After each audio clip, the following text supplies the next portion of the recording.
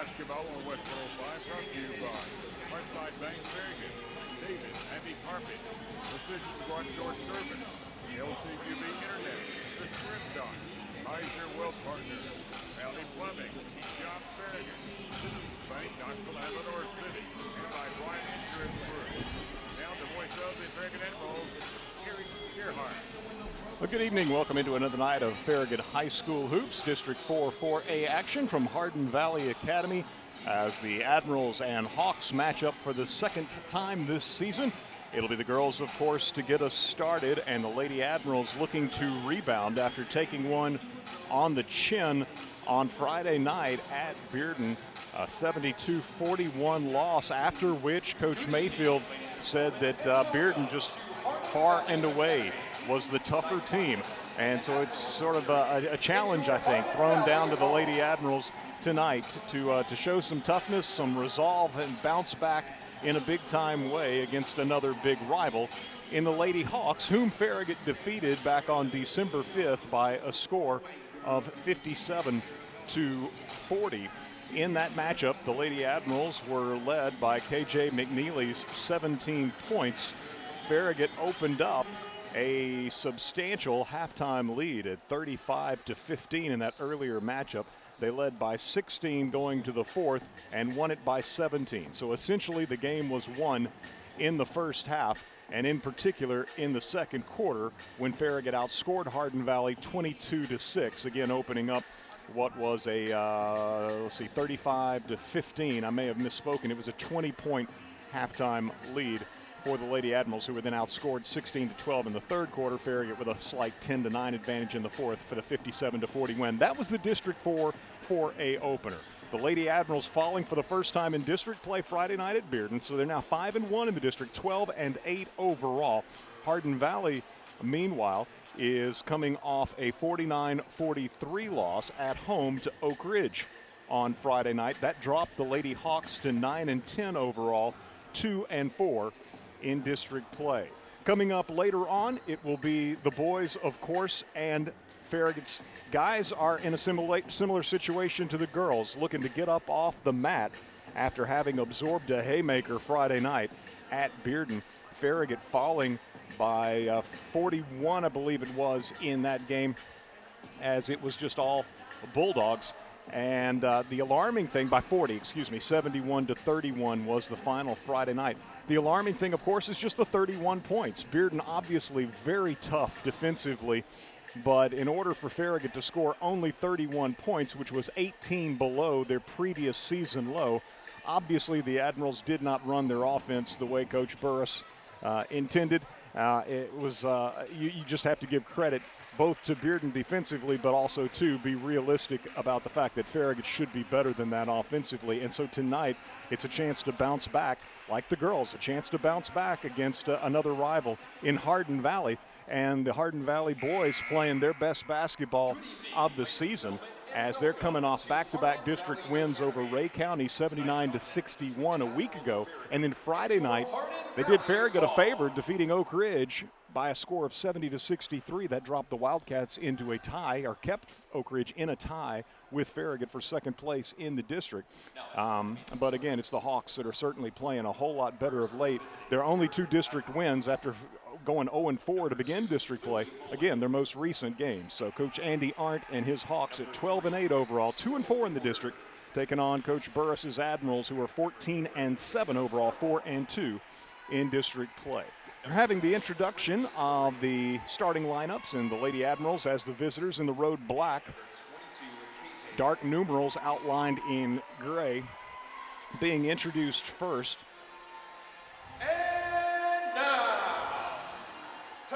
Looks like we're going to have the same starting five we had the other night, that being senior Lily Mullins, 5'4", also for Farragut. Number 4, freshman Jana Carbaugh. Number 20, Trinity Curry, a 6-foot senior. Number 22, KJ McNeely, 6'1", a senior. And let's see, who am I missing? Zoe Porter, 5'5", a junior, also in the starting lineups. Hardin Valley, coached by Jennifer Galloway, being introduced. Sarah Galloway, number 12. Number 23, Elena Lineberry. She's a sophomore. Number 25, Holly Lindsay, is a junior. Number 11, Marley Edwards, a junior. And number 34, Audrey Reen, a 6-foot sophomore. Reen did most of the damage in the earlier matchup with Farragut, scoring 17 of Hardin Valley's 40. Farragut, again, was led by KJ McNeely, who had 17. KJ was also Farragut's leading scorer the other night against Bearden. She was outstanding. KJ was outstanding against Bearden with 23 points and showed some real leadership. We are full speed ahead as McNeely jumping for Farragut, and the black-clad Lady Admirals will control the opening tip-off. Appreciate you joining us, whether in the greater Knoxville area on FM 105.3, West 105, around the world, WFIV.com, or the Admiral video stream. Nick Blankenship behind the camera. Just go to YouTube and search for Farragut, or 105.3 WFIV. Farragut Admirals basketball probably land you in the same spot as well. FarragutBasketball.com, by the way, provides a direct link to our YouTube channel. Farragut with the first possession. Hardin Valley, of course, in the home white with the powder blue numerals outlined in navy. Farragut looking inside against a, looks like probably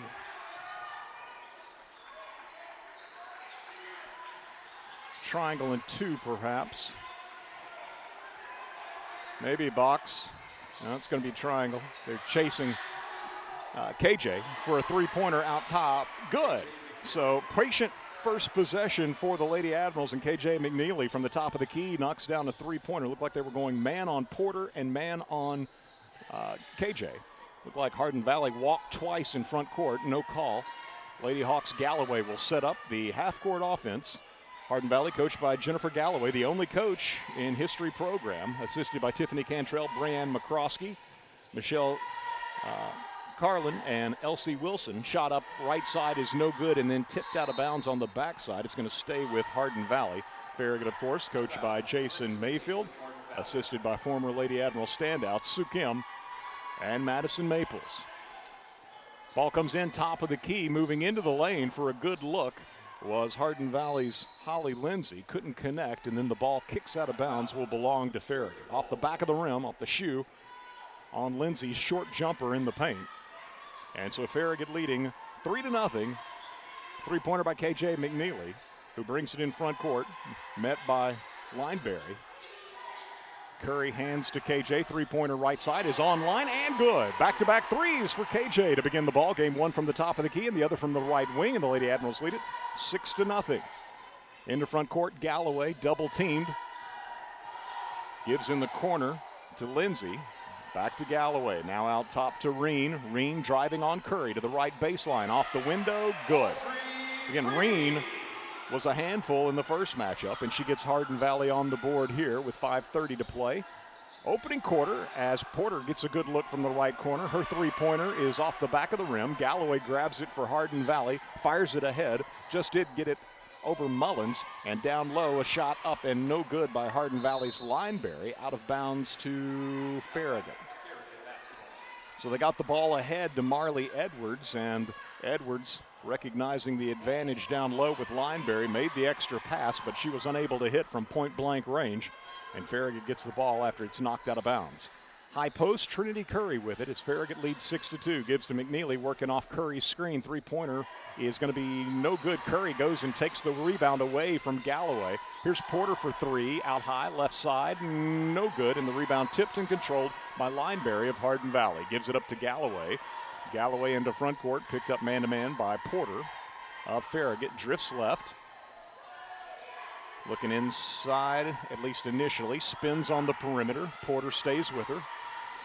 Galloway to the left baseline, comes to a stop, pivots, puts the shot up, won't go.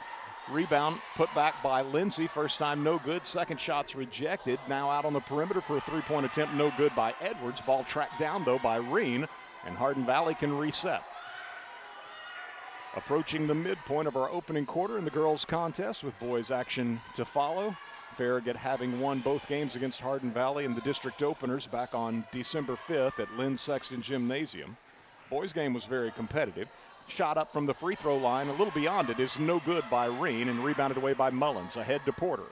Porter in front court, bounces it at the free throw line to Curry, and then Curry threw it right to Hardin Valley. Steal by Lineberry. Lineberry driving on Mullins in front court, and KJ blocks it from behind. Loose ball's picked up by Reen. Reen driving the lane will score with the left hand. Nice play by KJ. Defense, transition defense by KJ. But Reen had the ball land in her lap and made a beeline to the basket. She's got all 4 of Hardin Valley's points. 6-4, Farragut leading as Jana Carball over to Porter. Left wing, KJ McNeely. Curry screens, pick and roll action with Curry. Curry with the left hand, missed at the rim, and it's rebounded away by Reen. Nicely run by Farragut on the pick and roll, just failed to finish. Here's a three-pointer hoisted by Lindsay. Right side is good. Holly Lindsay knocks down the 3. Wow, public address over the top. Here at Hardin Valley with the decibel level. 7-6, a 7-0 run for Hardin Valley. McNeely will fire a long 3 in front of the Hardin Valley bench. It is no good.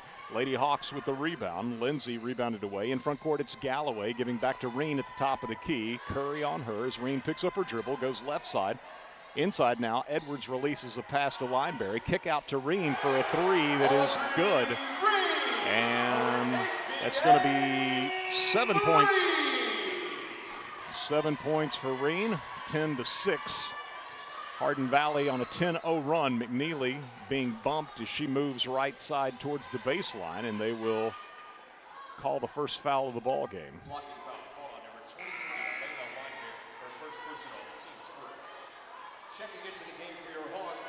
Farragut subbing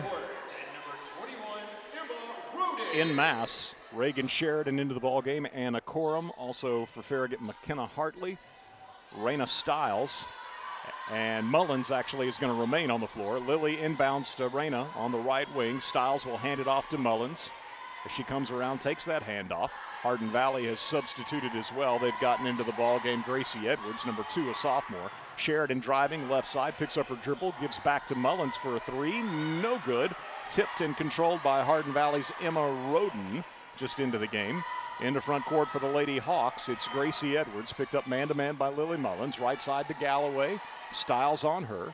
Now they'll lob inside to Reen, working against McKenna Hartley. Can't get the shot off. Back out on the perimeter out top. Now to Lindsay on the left wing. Sheridan on her. Back to Edwards. Out top near the midcourt stripe. Mullins went for a steal. Didn't get it. Left side, Lindsay open for 3. Missed this one. And ball loose. And the whistle sounds. And a foul on Hardin Valley, apparently Emma Roden. No, Galloway, Sarah Galloway, 12, not 21, as they indicate to the scores table on the opposite side of the court from us. 10-6, Farragut led 6-0. Hardin Valley on a 10-0 run. Farragut's Reagan Sheridan down the left side of the lane. Lost it on the way up against Audrey Reen. It'll go out of bounds over to Hardin Valley. Farragut with its second turnover. Lineberry back into the ball game for Hardin Valley will replace Audrey Reen. Hardin Valley handling the press, gets the ball into front court. Farragut grabbed, no foul call, and then driving a wide open baseline is Lineberry, who lays it up and in. So now a 12-0 run for Hardin Valley. Farragut with 2 threes from KJ McNeely to open the game, but 12-0 now, and Farragut's going to throw this one away as Mullins and Corum not on the same page, and Hardin Valley comes up with a Farragut desperation save. Saved it back into the Lady Hawks. Galloway driving left side against Stiles, shut down. Back out top to Edwards, swing it around the perimeter right side to find Lindsay. She'll penetrate into the paint and will be fouled on her way to the basket.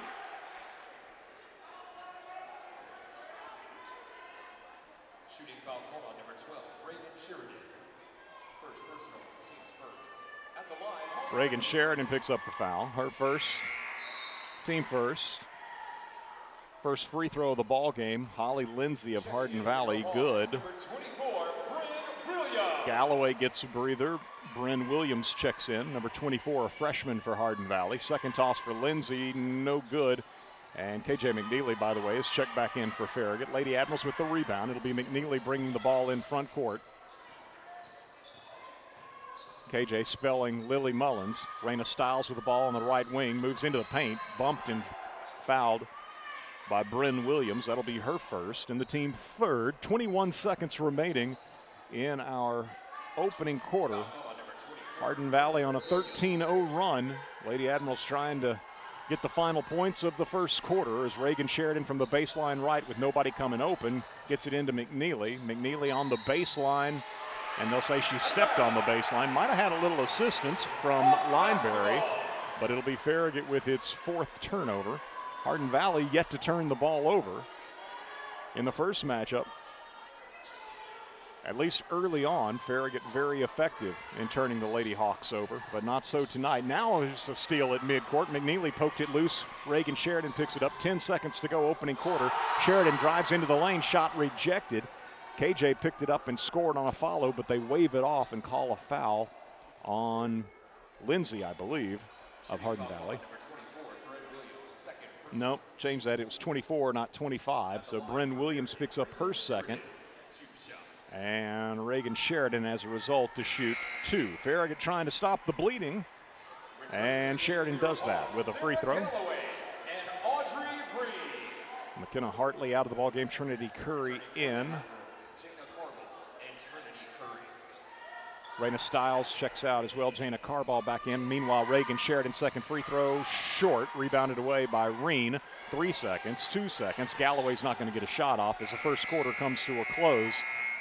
But Farragut jumps out to a 6-0 lead. Hardin Valley then scores 13 in a row before Reagan Sheridan hit one of 2 free throws late to finish out the first quarter. And so your score as we head to quarter number 2 in our girls contest. The home standing Lady Hawks of Hardin Valley 13 and your Lady Admirals 7.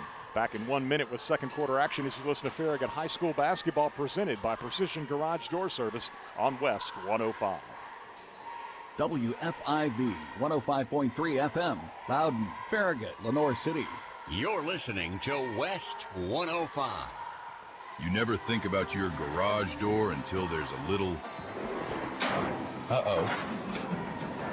Oh, no. Or even the occasional... Now that can be good. That's why the pros at Precision Garage Door Service are available same day with fully stocked trucks to fix it fast. So we can turn into... Oh my, wow. Precision Garage Door Service, the name you can trust. Fiber internet is faster and affordable now for LCUV electricity customers. Gig speed starting at $69.99 a month, Wi-Fi equipment included.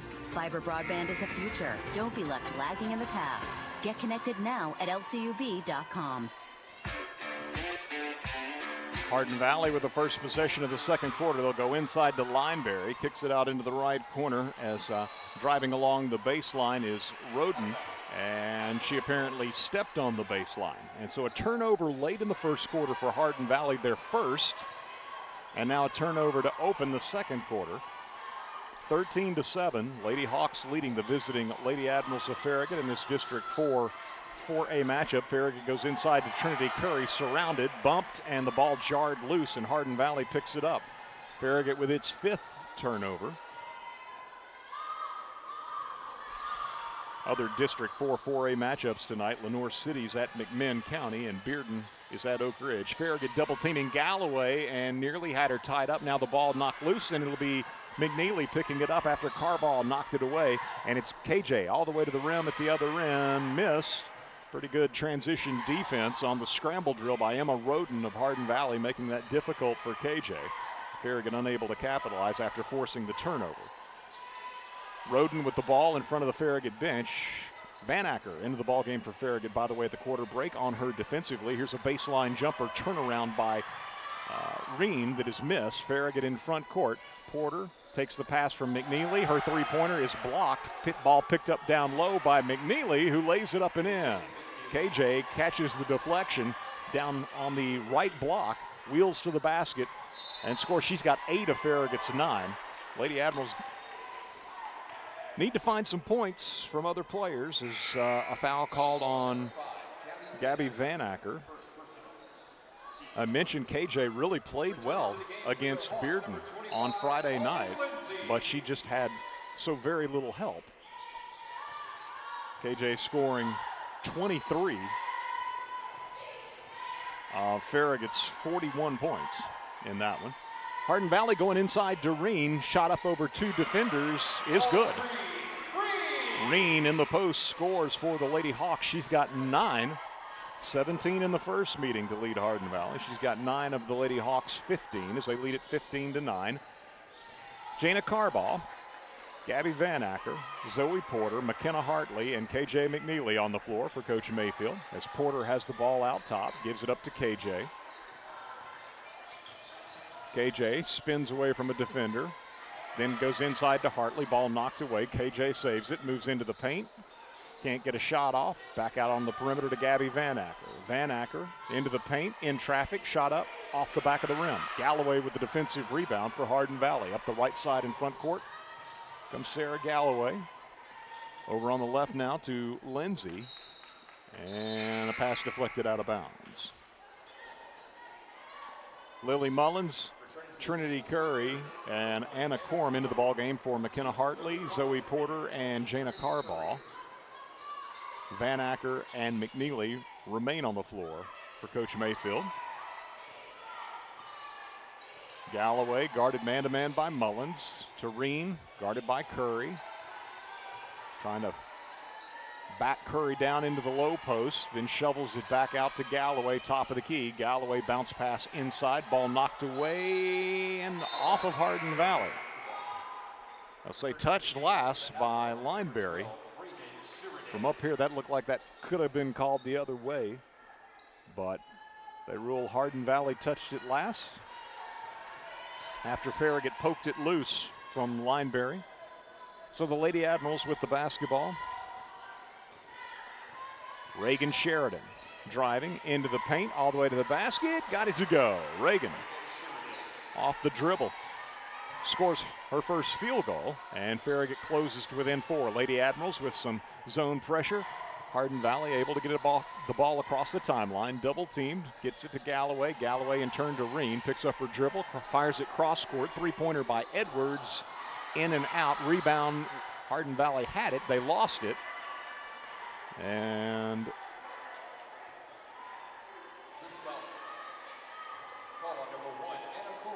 they call Farragut for a foul. Anna Corum picks up her first foul. So Hardin Valley's Galloway inbounding from underneath her own basket, loops it in out top to Edwards. Edwards off to Lindsay, guarded by Reagan Sheridan. Out of Galloway, Lily Mullins chasing her, went for the steal, knocked it loose, but out of bounds at the scorer's table. Good job by Lily. She showed flashes Friday night of that peskiness and toughness that Farragut really needs from Lily. That she can be a thorn in the opposition's side on the defensive end. Lineberry double teamed in the post, back out top, almost a walk. Edwards was able to get rid of the ball to Lindsay. Lindsay drives towards the lane, fires on the right wing. Now they move the ball back left side as Edwards gives it up out top to Galloway. Shut down on a drive by Mullins. Returns the ball back out to Edwards. Patient possession by Hardin Valley. Up on Farragut, 15-11. Just under 4 minutes to play, second quarter. And Mullins with a steal, but was ruled on the baseline. Galloway trying to spin, and Mullins picked her pocket, but was standing on the baseline. Inbound feed off the baseline. Comes into Edwards. Edwards, extra pass out top to Gracie Edwards, and she knocks down the 3. First, Gracie Edwards knocks down the 3. KJ McNeely driving other end, lost her dribble, grabs it back, feeds Lily Mullins on the right wing for a 3 that's no good. Ball tipped out top. Reagan Sheridan's got it. Sheridan driving left, lost her dribble. It'll be picked up by Hardin Valley. Lady Hawks in transition. Lindsay all the way to the basket, missed the shot, but they'll say Farragut fouled it. Anna Corum picks up her second foul. 18-11, Hardin Valley by 7 with 3:12 to go in our first half. And Holly Lindsay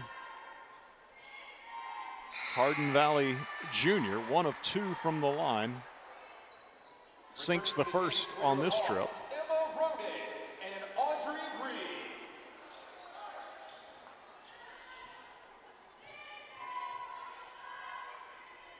Second toss, no good. So both trips to the line for Lindsay have resulted in 1 make and 2 opportunities. 19-11, Hardin Valley leading as Mullins drives right side, fires into the left corner to Raina Stiles back into the ball game. Stiles driving towards the paint, puts up a shot.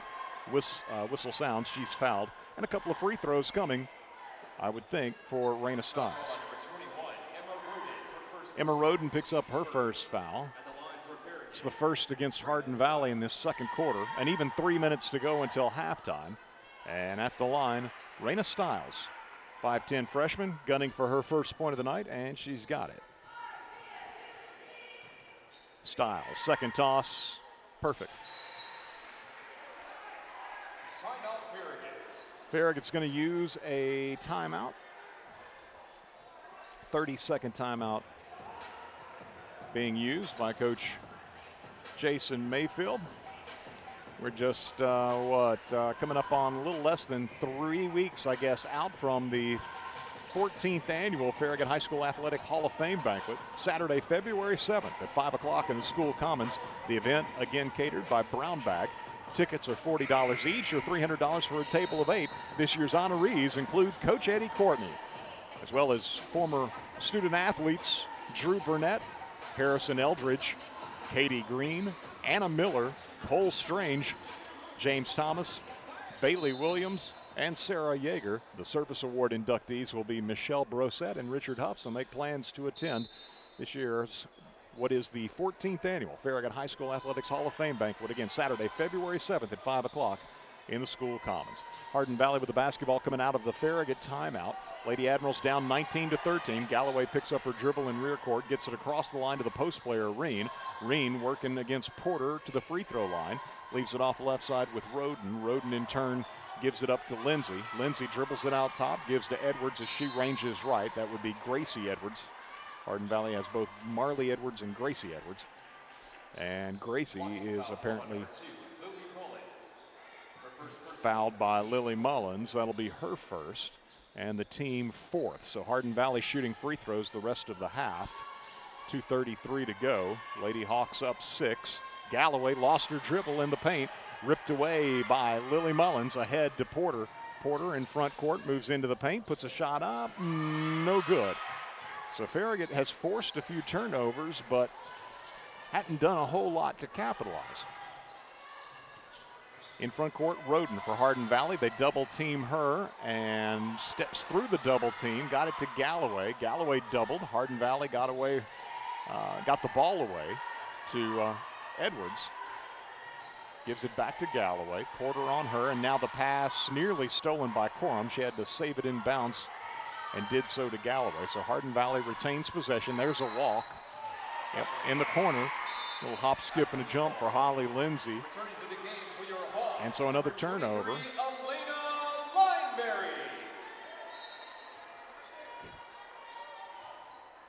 So that'll be the 5th turnover this quarter for Hardin Valley.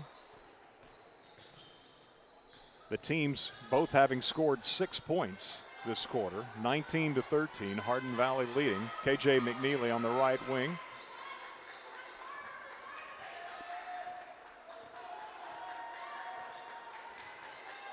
So Galloway is shadowing Porter, and it looks like Lineberry is shadowing KJ McNeely.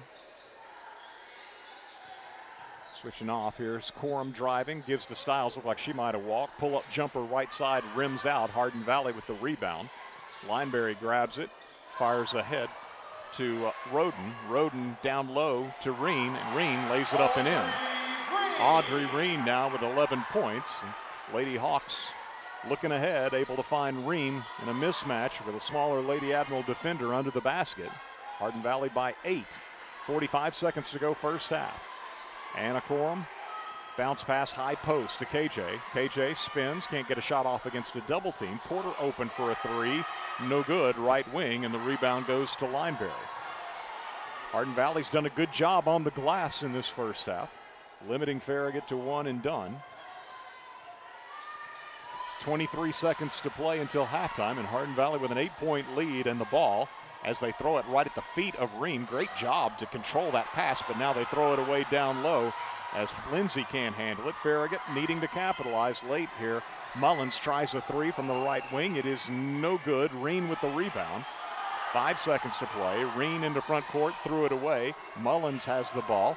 Mullins will not get a shot off as the first quarter comes to a close. 21-13, the Lady Hawks leading the Lady Admirals by 8.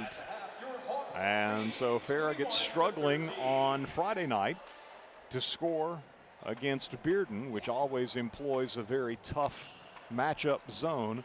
And the struggles continue here in the first half against a Lady Hawks team, which Farragut defeated back on December 5th, 57-40. But Coach Mayfield always talking about the goal being to hold the opposition to single-digit output per quarter. It is Farragut which has been held to single digits the first 2 quarters here, trailing 13-7 at the quarter break. The Lady Admirals manage only 6 in quarter number 2, and they will trail by 8 at halftime, 21-13. Lady Admirals, of course, keeping Hardin Valley to single digits as well in the second quarter, but a 2-point advantage for the Lady Hawks in the quarter results in an 8-point halftime lead. Again, 21-13, our score at half in our girls contest between Hardin Valley and Farragut. So the Lady Admirals with some work to do in the second half. Let's step aside, get a 2-minute break for our sponsors. We'll return to take a look at the first half numbers on the other side of the break as you listen to Farragut High School Hoops, presented by Precision Garage Door Service on West 105, worldwide at WFIB.com, and the Admiral video stream on YouTube, 105.3 WFIB's YouTube channel.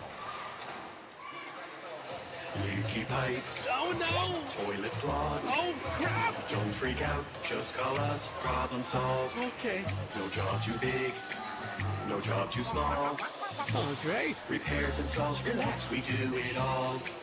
Valley Plumbing. Any plumbing issue, anytime. Call your Valley Plumbing professionals today at 865-351-0643 or visit valleyplumbingtn.com. That's valleyplumbingtn.com. Whether you're cheering on the home team or building your dream home, David's Abbey Carpet and Floors has you covered. For engineered hardwood to luxury vinyl, quality porcelain to natural stone, David's has the winning design for every room and the championship team ready to help you score the perfect floor. Locally owned and proud to serve our communities from locations in Farragut, Marable, and Pigeon Forge. Visit David's Abbey Carpet and Floors in-store or online today, where the Admirals shop for floors. Welcome to Willie's Wings, home of the secret sauce. I'll take a dozen wings. Oh, by the way, I love that sauce. What's in it? Can't tell you. Why not? It's a secret. While many financial advisors claim to have the secret sauce, they don't. In fact, if their sauce is so good, why are they keeping it a secret? Derek Miser of Miser Wealth Partners doesn't keep anything a secret. He knows there's much more to retirement planning than stocks, bonds, and mutual funds. That's 865-281-1616 or online at miserwealthpartners.com. Life doesn't run on bank hours. That's why Citizens Bank offers checking accounts with tools you can use anytime, like mobile deposit, debit card controls, and online bill pay. Whether it's for your home or your business, you'll get options that work. And support from people based right here in Knoxville and Lenore City. Explore your options at citizensbank24.com. Member FDIC. We're at halftime of our girls contest here at Hardin Valley, the first time this season that Farragut teams will see a district opponent for the second time, as they've made one pass through regular season district play.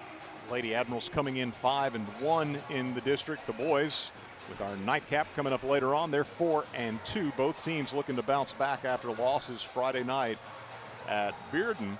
The first go-round when Farragut hosted Hardin Valley in the district opener on December 5th, the Lady Admirals led by 20 at halftime, 35-15, complete reversal here this evening at the Hawks Nest, with Hardin Valley on top of Farragut 21-13.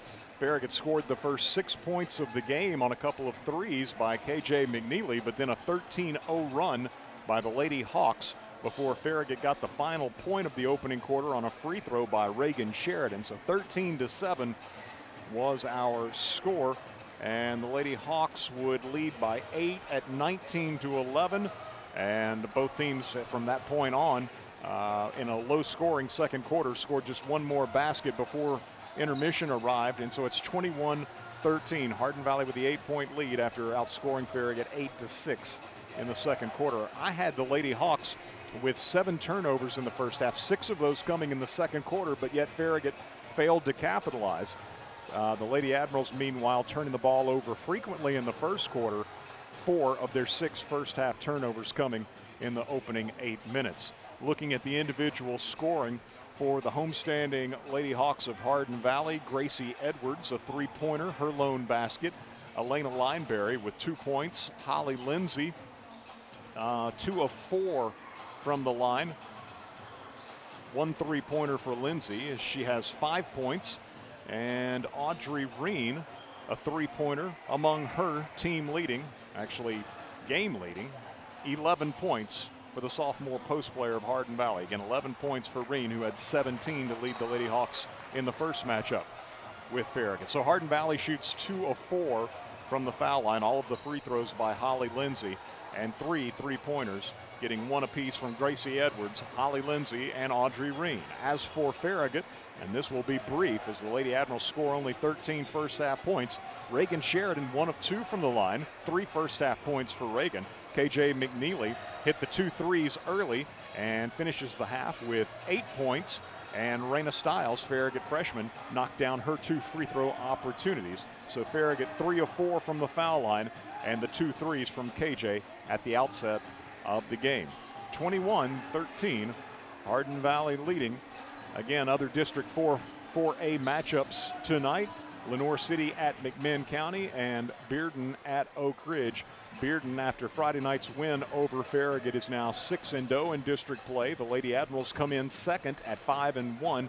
Lenoir City is third at 3-3. Oak Ridge also 3-3, but for the time being, Lenoir City owns the head-to-head advantage over the Lady Wildcats of Oak Ridge. So in 5th place, it's Hardin Valley with a 2-4 district mark, and then McMinn County and Ray County are both 1-5. McMinn County getting the edge in the standings because Friday night, the Lady Cherokees got their first district win, hosting Ray County. 71-61 was the final in that one. On the boys' side of things, Bearden 6-0. Oak Ridge and Farragut both 4-2. Lenoir City 3-3 in 4th place. McMinn County 2-4. Hardin Valley also 2-4, but the Cherokees defeated the Hawks head-to-head, so currently you would place them ahead of the Hawks in the District 4A boys standings. And then there's Ray County, which is 0-6. The Hawks coming off a 70-63 win here at Hardin Valley on Friday night over Oak Ridge. Just Oak Ridge's second loss in district play. So they're playing good basketball, and Farragut in our later game will be looking to bounce back from a drubbing at the hands of Bearden Friday night, 71-31. So big matchup and opportunity for the Admirals to show what they're made of after kind of wilting a bit against the Bulldogs on Friday night. It will be another fired up bunch that they're facing for sure. Always is whenever Hardin Valley and Farragut square off. So that should be a great boys game. You'll want to stay tuned for that. And we've still got a half to go in our girls contest. The Lady Admirals with some work to do as they trail 21-13 here at Hardin Valley. Back in 90 seconds with third quarter action in our girls game as you listen to Farragut High School Hoops, presented by Precision Garage Door Service on West 105. Banking should feel personal, and at Hearthside Bank, we make sure it does. With services designed for you, from everyday banking to complex loans, we're here when you need us. Visit our Farragut branch today and discover the difference of banking with a local team that is always within reach. Hearthside Bank, member FDIC, equal housing lender. Where do you go for shrimp straight from the Gulf, wild salmon, and the best clam chowder in the South? The Shrimp Dock, Knoxville's premier fresh seafood market. The Shrimp Dock has fish delivered from the Atlantic, Pacific, and Gulf multiple times per week. Whether it's fish on the grill for two or a shrimp boil tailgate party for family and friends, the Shrimp Dock is your home for fresh seafood and shellfish. Open at 10 a.m. Monday through Saturday and at 11 a.m. on Sundays. Like us on Facebook for the fish of the week and other weekly specials. The Shrimp Dock, Knoxville's premier fresh seafood market. Hey, it's Matthew Bryan with Bryan Insurance Group. For your home, auto, or business, we are proud to represent the top carriers, including Erie Insurance, recently ranked #1 for auto insurance by Consumer Reports, along with Progressive, Geico, Allstate, Travelers, Foremost, Berkshire Hathaway, and Chubb. So you can compare and choose the coverage that fits your life the best. Start your custom quote today at bryaninsurance.com. That's BRYAN insurance.com. Bryan Insurance for every season of your life.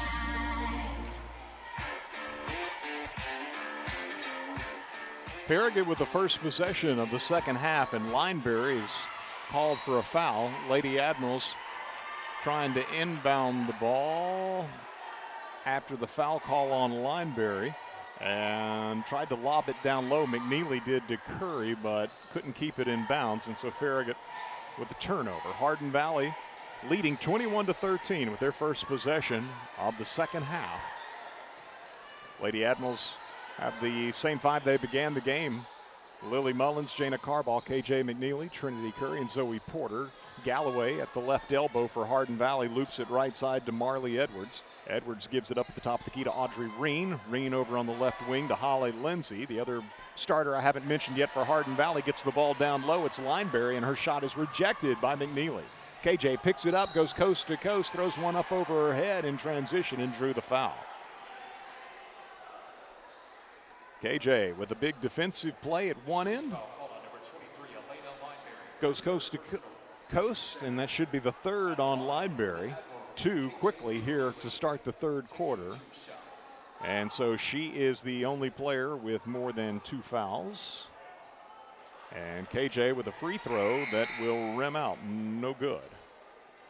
Returning to the game for your Hawks. Farragut now 3 of 5 from the foul line. Lineberry out of the ball game with those 3 fouls. Marley Edwards, number 11, checks in, as does Gracie Edwards. She wasn't already on the floor, so now we've got to differentiate between the Edwards. 21-14 as McNeely hits the second toss. She's got 9 points to lead the Lady Admirals. 21-14, Farragut on the board first here in the third quarter with a free throw make by McNeely. Ball out top, shared back and forth between the Edwards. Now Galloway takes a pass. Lily Mullins on her. Zoe Porter guarding Holly Lindsay out top. Now Mullins takes her on a switch.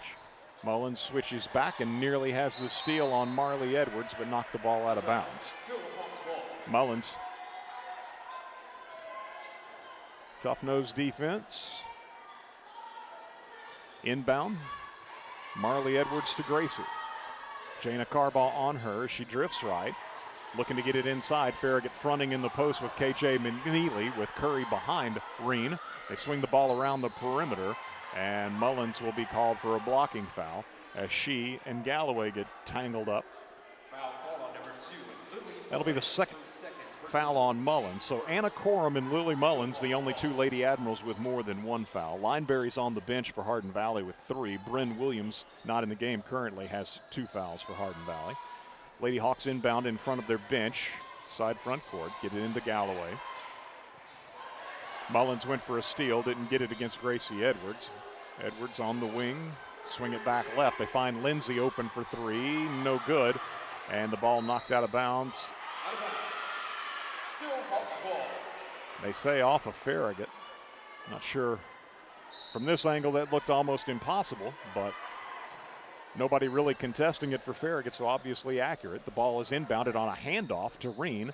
Now Reen gives it back to Galloway, who lost it, and they'll say Farragut touched it as the ball flies out of bounds over the baseline. So the Lady Hawks inbounding. Reen, right side jumper, no good. Rebound, though, by Lindsay. Hardin Valley has more than held its own on the glass. Lady Hawks with another opportunity after an offensive rebound. Inside, Reen mishandled it, trucks it down in the corner, works into the lane, gives it up to Lindsay at the free throw line. Hardin Valley flirting with a turnover, but Farragut just can't poke it free. Galloway with the ball, off to Lindsay. Carbaugh extends defensively against Lindsay. Right side to Gracie Edwards. Lily Mullins is on her.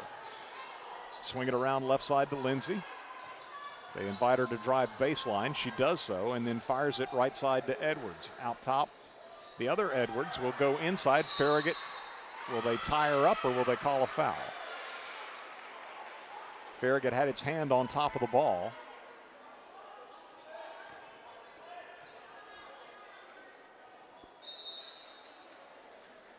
Never did indicate. Timeout, Hardin Valley. Hardin Valley uses 30-second timeout. And it looks like the indication is that Jana Carbaugh was the guilty party for Farragut. So I think she picks up her first foul, although the scoreboard is showing her second.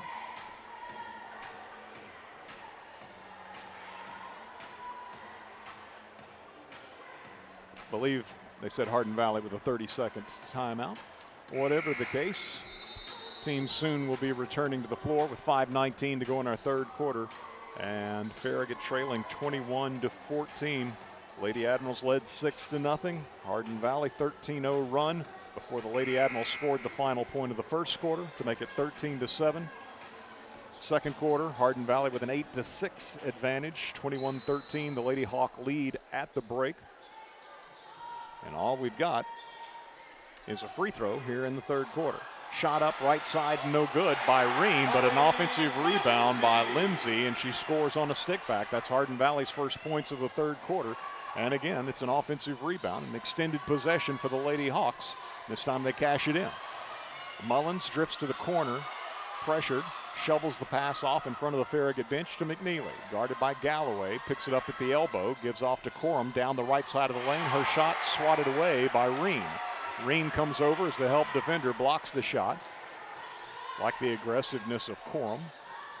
Left side, Edwards with the ball, goes inside to Reen, working against McKenna Hartley, scoops it up with the right hand, but missed. Rebounded away by Farragut's KJ McNeely. McNeely in front court, drives around Edwards all the way to the basket, scoops it up off the window and scores. McNeely coast to coast. So she's got 11, and Farragut trails at 23-16. Edwards to Galloway in front court for Hardin Valley. Anna Corum in Galloway's hip pocket. Reagan Sheridan guarding Edwards. Ball goes inside, and losing the dribble is Reen. Farragut's Anna Corum on the deck, has it. And a foul called on Hardin Valley in pursuit of the loose basketball. Marley Edwards picks up her first foul. Returning to the game for the Admirals, number 20, Trinity Curry. Trinity Curry in for McKenna Hartley. Midway through our third quarter, Farragut down 23-16 here at Hardin Valley. Lily Mullins drifts right, guarded by Lindsay, goes inside to Trinity Curry. Reen on her. Curry, left side pass to Corum. Out top, Reagan Sheridan tries the three, missed it badly. McNeely got the offensive rebound, feeds Curry just inside the top of the key. Didn't get the roll. Ball batted around, and Hardin Valley comes up with it. Throwing elbows, Marley Edwards. Leaves it off with Gracie Edwards. Now to Galloway. Galloway, pressured by Sheridan, spins away from her. Gives to Edwards, Gracie that is, over on the left side. Back now to Galloway, and they're clearing out with a right elbow. Mullins hedges, forces Galloway to give up the ball. Edwards will shoot a 14-footer and fouled from behind. Marley Edwards going to be given 2 free throws as Anna Corum picks up her third foul. Heading to the line for the Hawks, Marley Edwards. Free throw good by Marley Edwards. That'll be her first point of the night. She becomes the 5th Lady Hawk to score. Second toss is no good, but yet another offensive rebound by Holly Lindsay, who's got a handful of offensive boards tonight. So Hardin Valley extends. That was a walk, no call. Galloway gives it up to Gracie Edwards. Left side to Lindsay. Reagan Sheridan on her. Lindsay drives baseline. Gives in the right corner to Marley Edwards. Extra pass made to Gracie Edwards. Three-pointer good from the right side. 27. You just have to give up talking until public address is done. 27-16. An 11-point lead for Hardin Valley. 2:33 to play in our third quarter. Mullins to the right baseline, got a step on the defender, but miss on the scoop shot. Hit the underside of the rim, and Galloway bringing it into front court for Hardin Valley with 2:18 to go. And 2:18 to go in our third quarter. Hardin Valley is going to use a full timeout. So Coach Galloway asked for the timeout. We'll take a break as well. 30 seconds here for our sponsors. After telling you, it's the Lady Hawks leading at home over the visiting Lady Admirals of Farragut 27-16 as you listen to Farragut High School Hoops on West 105. Shop Farragut loves Farragut sports. From football to basketball to baseball and softball, we love supporting our hometown teams. We also love it when you shop Farragut and support our hometown businesses. You'll find everything you want when you shop Farragut. So support our local businesses and shop Farragut every day. We got the big box of mom and pops, so many groovy restaurants. Shop Farragut. Lady Admirals down 27-16 here at Hardin Valley with 2:18 to go in our third quarter. Farragut has won 14 in a row over the Lady Hawks.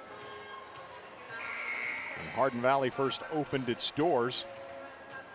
Farragut won the first 14 meetings. Hardin Valley then won 6 of 7. And Farragut again has won the last 14. So Lady Admirals with a 29-6 all-time lead in the series, but it's been pretty much all Lady Hawks since an early 6-0 lead for Farragut this evening. Now Farragut forces a turnover. It's KJ McNeely with a steal on the baseline. She'll go coast to coast yet again. Didn't get the roll this time. Ball knocked loose. Curry comes up with it, wrestled it away, gives to Mullins. Mullins to Corum. High post to Curry. Curry to Reagan Sheridan out top as Farragut sets up the half-court offense. Inside, Curry with the ball, spins left and knocks it home off the window. So Curry inside for Farragut scores her first basket of the night. That's a promising development. Powered it up against Reen.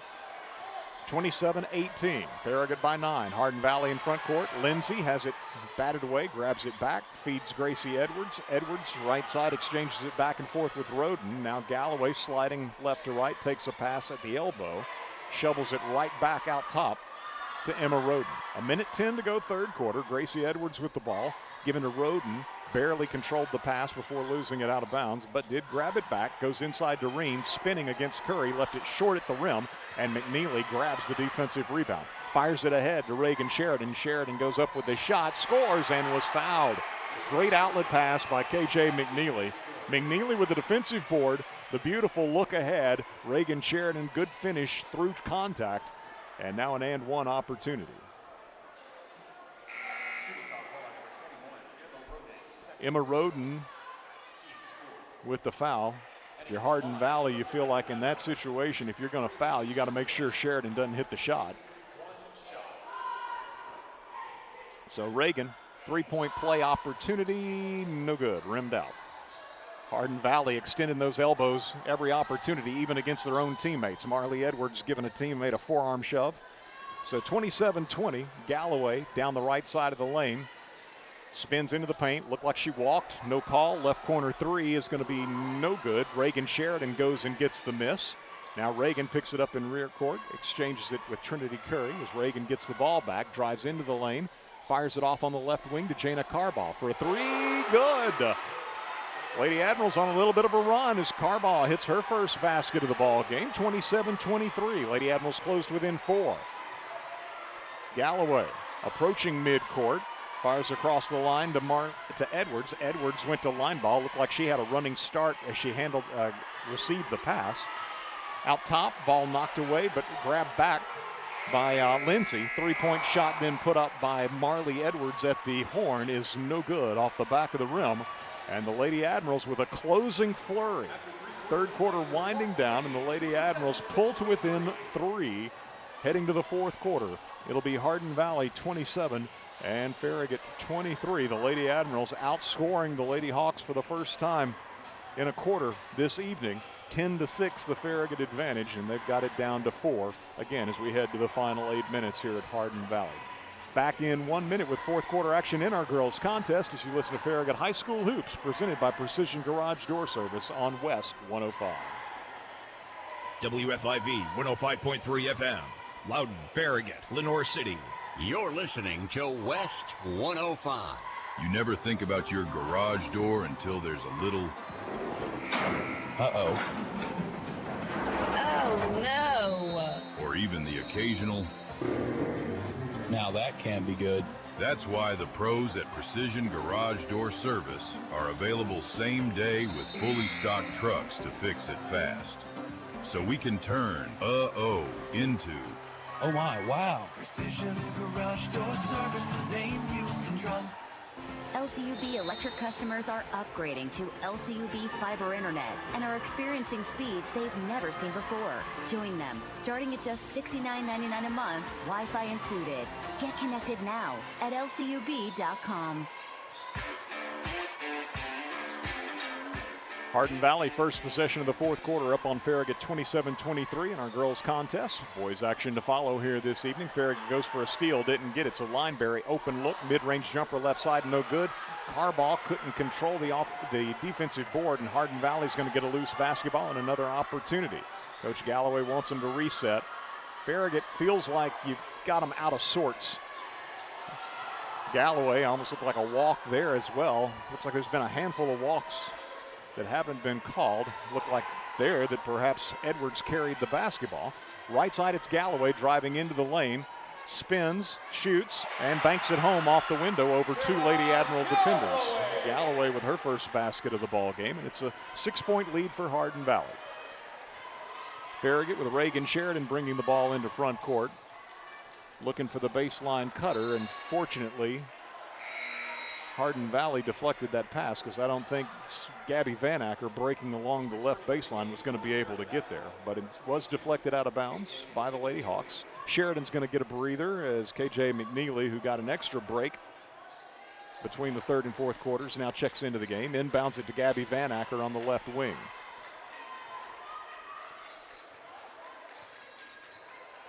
Lineberry on KJ. KJ to the free throw line. Pulls up. Pops, drops. KJ with the jumper.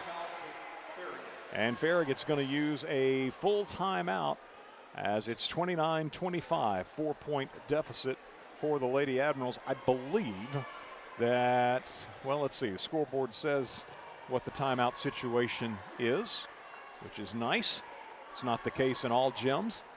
So 3 timeouts left for both teams, and that matches up with what I've got on my score sheets. 29-25, Hardin Valley by 4.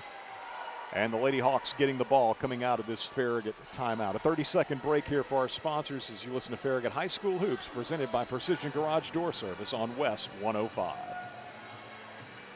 Leaky pipes. Oh, no! Toilets clogged. Oh, crap! Don't freak out. Just call us. Problem solved. Okay. No job too big. No job too small. Oh, great. Repairs, installs, relax. We do it all. Valley Plumbing. Any plumbing issue, anytime. Call your Valley Plumbing professionals today at 865-351-0643 or visit valleyplumbingtn.com. That's valleyplumbingtn.com.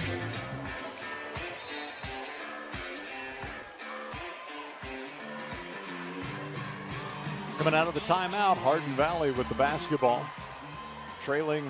leading Farragut 29-25. Lineberry off to Galloway. Left side, Edwards driving against Raina Stiles, and now gave the ball off, and Farragut with a steal as KJ McNeely slid in front of Lineberry and controlled the basketball. Finds Gabby Van Acker left side for a 3, no good, and Reen with a rebound. Farragut hasn't done much when it's turned Hardin Valley over tonight.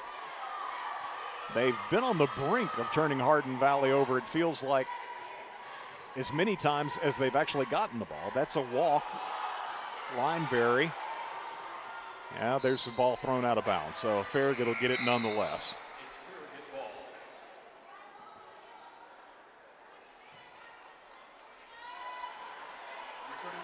See if the Lady Admirals can capitalize this time. That'll be 10 turnovers for Hardin Valley by my count.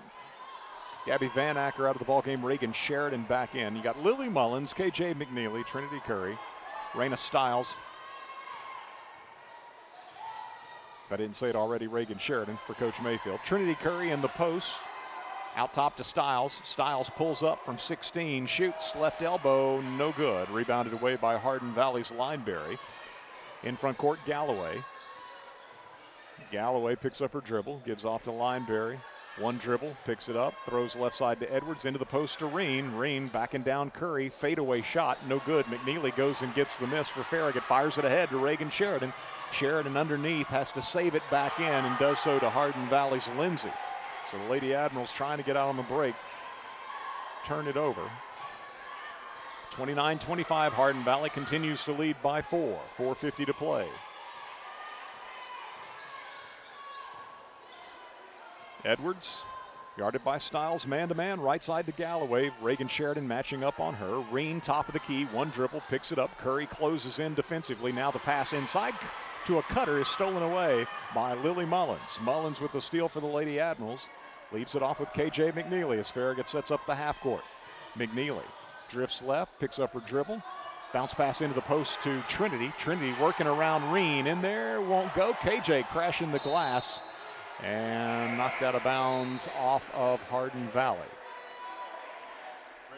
Anna Corum for Raina Stiles in the Farragut lineup. 4:18 to play. Lady Admirals Reagan Sheridan inbounding from the baseline right. Into KJ, wide open look for three, no good. Anna Corum sneaks in, backside, got the rebound. Could have shot on the baseline, instead feeds Mullins on a cut, and Lily's shot is blocked. Scooped it up, and Elena Lineberry for Hardin Valley was there to block the shot. She's now going to check out of the game as Gracie Edwards enters the lineup. Reagan Sheridan inbounding once more into Lily Mullins on the right wing. Mullins to Reagan. Reagan into the paint, through the paint, scoops up with the left hand, no good. KJ goes and gets the rebound for the Lady Admirals. Great play by McNeely. Now KJ is going to need some help on the wing as she picked up her dribble. Able to bounce it off to Lily Mullins. Mullins looks to Coach Mayfield. Here comes a double on Lily, driving baseline. And Farragut uses a 30-second timeout. 3:45 to play. The Lady Admirals fell behind probably about the 4.5-minute mark of the opening quarter as Hardin Valley went on a 13-0 run after Farragut led at the outset 6-0. They've been fighting an uphill battle ever since. Points hard to come by tonight for both teams. After Hardin Valley scored 13 in the first, they've been held to 8 in the second, 6 in the third, and the Lady Hawks with just 2 here in the fourth, and we're more than midway through the fourth quarter. Farragut limited to 7 first quarter points, 6 in the second, 10 in the third, and Farragut with just a single basket itself here in the fourth quarter.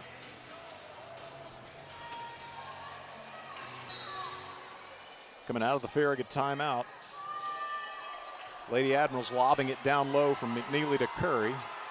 Trinity having to chase it down on the left baseline, gives it out top to Anna Corum. Hardin Valley man-to-man, it would appear, as Mullins is pursued by Marley Edwards. Curry at the high post finds the cutter, McNeely, and KJ lays it up and in. Nicely done as McNeely with a cut, off ball, and Curry, perfect feed. KJ's now got 15, and Farragut closes to within 2. Galloway with the ball, high post, Reen. Reen has the ball knocked away, and Farragut fouled to do so.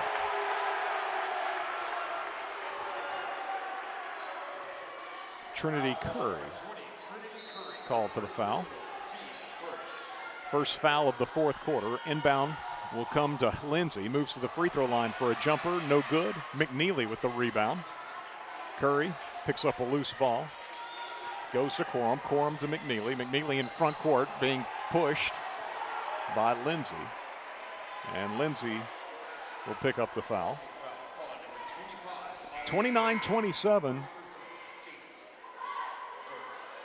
Zoe Porter into the ball game for Anna Corum. KJ McNeely inbounding side front court into Reagan Sheridan, who hands it back to KJ. Lindsay on her defensively. Hardin Valley man to man. I think they were playing triangle in 2 much of the first half. KJ McNeely driving right side, scoops up a shot, no good, got her own miss. Follow attempt, no good. Late whistle. And a foul on Lindsay will be her second. And so KJ to the free throw line, where tonight she is 1 of 2. First free throw, got the roll, 16. Not quite as much arc as KJ would normally have on a free throw, but she got it to go down. She's got 16. And it's 29-28, trying to tie the game, and does so. KJ's got 17 as she hits both free throws, and we're tied at 29 with 2:29 remaining in our fourth quarter. Reen's going to bring the ball in front court. Driving, right block against Curry. Lost the ball on the way up, and they call Curry for a foul.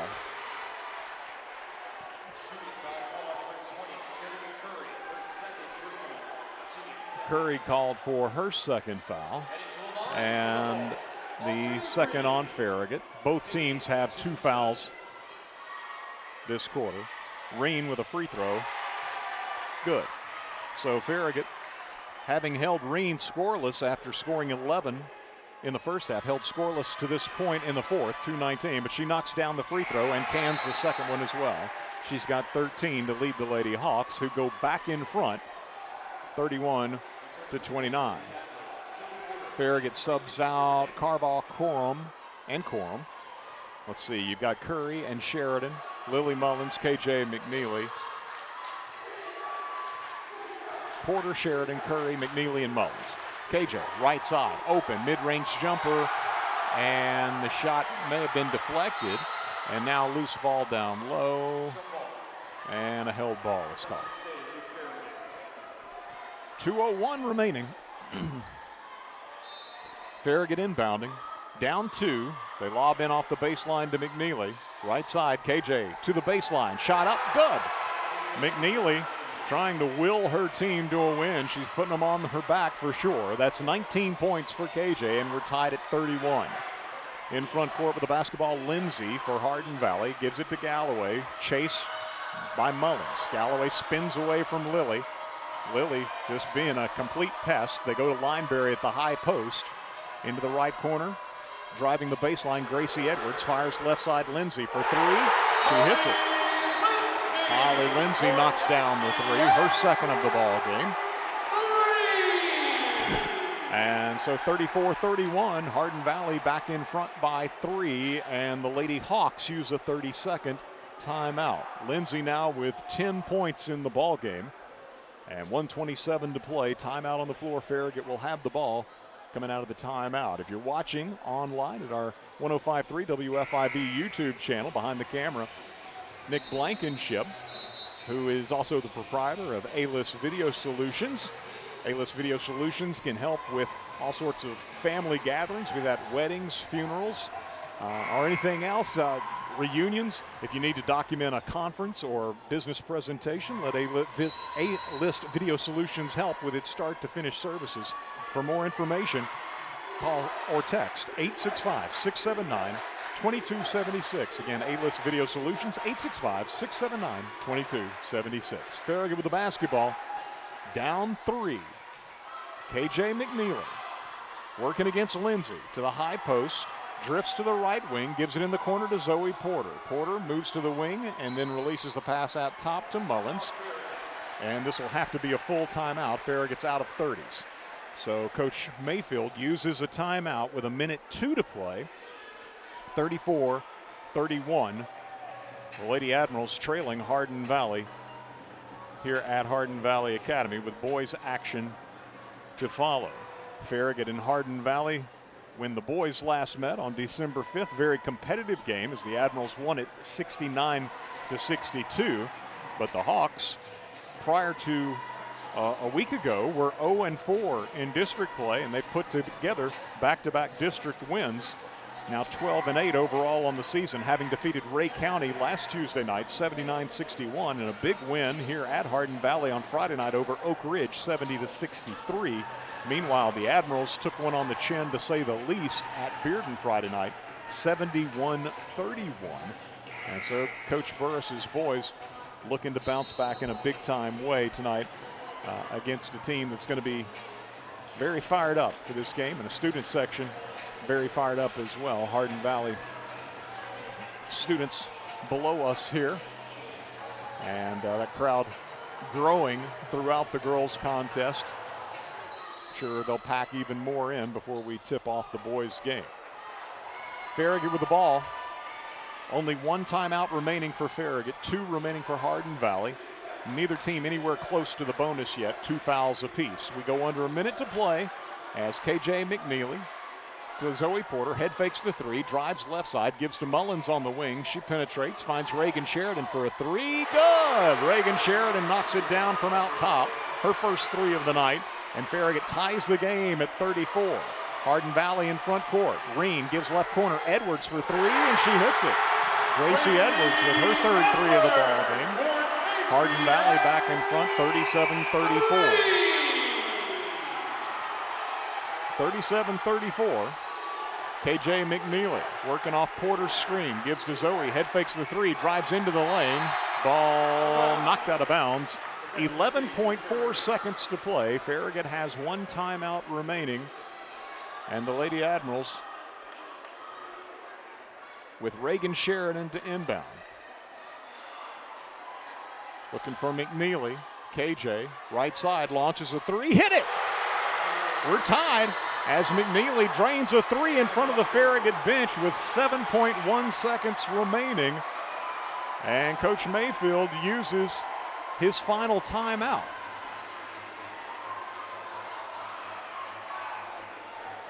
So 37 apiece. Big 3s made here late by Reagan Sheridan and KJ McNeely. Hardin Valley knocking down big 3s with Gracie Edwards and Holly Lindsay. But Farragut has battled all the way back from basically a game-long deficit to tie the game on multiple occasions. 29 all, 34 all, and now 37 all with just 7.1 seconds to play. So Coach Mayfield uses the timeout. Farragut does not have any remaining. Hardin Valley has 2 timeouts remaining. Both teams have 2 fouls, so the Lady Admirals can foul and make Hardin Valley repeatedly have to inbound the basketball. You look at Farragut's foul situation. Anna Corum has 3. Lily Mullins has 2. I believe Jana Carbaugh has 2. Trinity Curry has 2. So you don't necessarily have to be worried about which players give the fouls. And Hardin Valley's got to get the ball up the length of the floor. And the Lady Admirals sending back out Anna Corum, Lily Mullins, Reagan Sheridan, Jana Carbaugh, and KJ McNeely. So with a timeout call, Coach Mayfield able to get Corum, a good defender, in as well. And now Hardin Valley seeing Farragut's alignment versus what the Lady Hawks put on the court. They'll use a timeout, and Coach Galloway will be down to 1 timeout remaining. 13-7, Hardin Valley led after 1.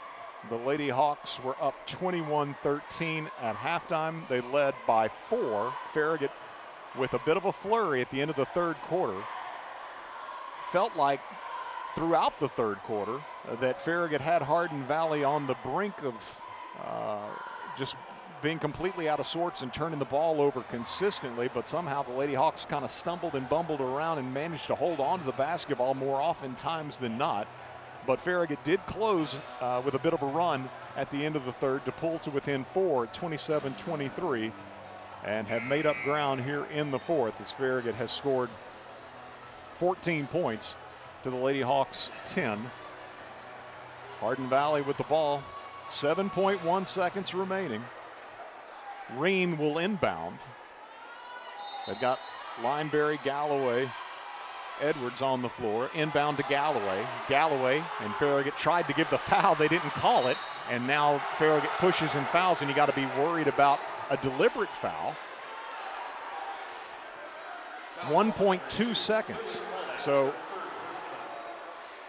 Hardin Valley got the ball into front court. And with 1.2 seconds to play,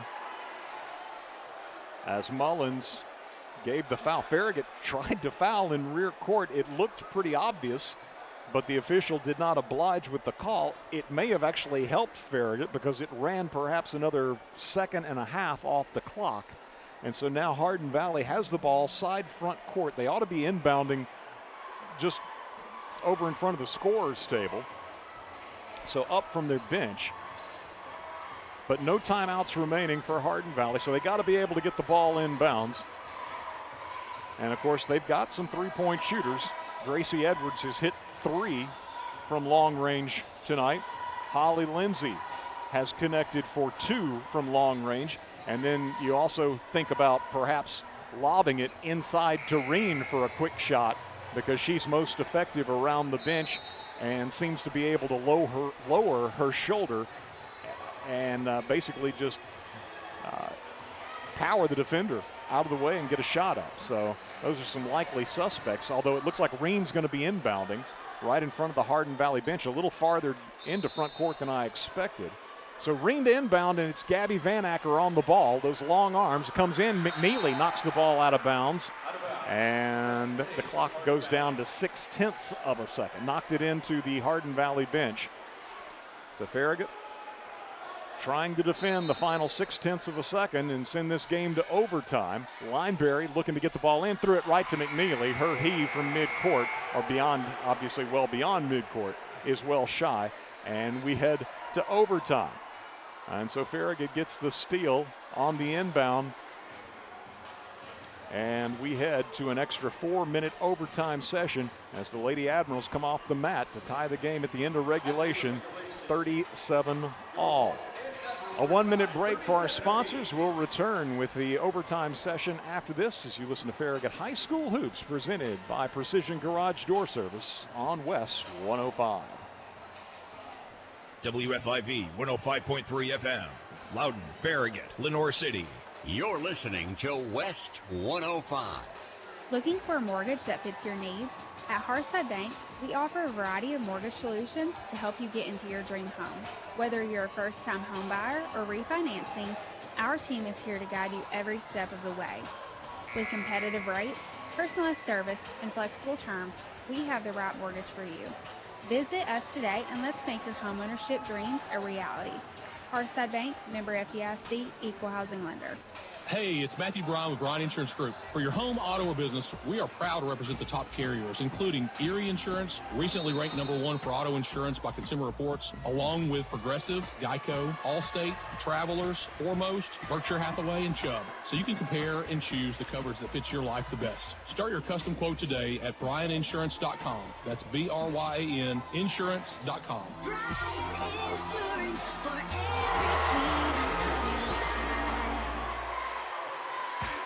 First possession of overtime. It's a jump ball, and the first possession goes to Farragut as KJ McNeely won the jump, then found herself open on the left wing and buries a three-pointer. So Farragut right out of the gates to open this extra session. 4-minute overtime period, leads it 40-37, and Reen drives the paint for Hardin Valley and scores. She's got 15 points off the dribble. Reen drives the lane and scores to pull Hardin Valley to within 1 at 40-39. Both teams with one timeout here in the extra 4-minute session, and the fouls carry over from the fourth quarter. So Farragut's got 3 fouls, Hardin Valley's got 2. McNeely, right side 3, no good, got her own miss, and spinning in the lane is going to be tied up. KJ, you could hear her crashing to the deck. Hopefully she's all right. Rubs the back of her head. That was her head that hit first.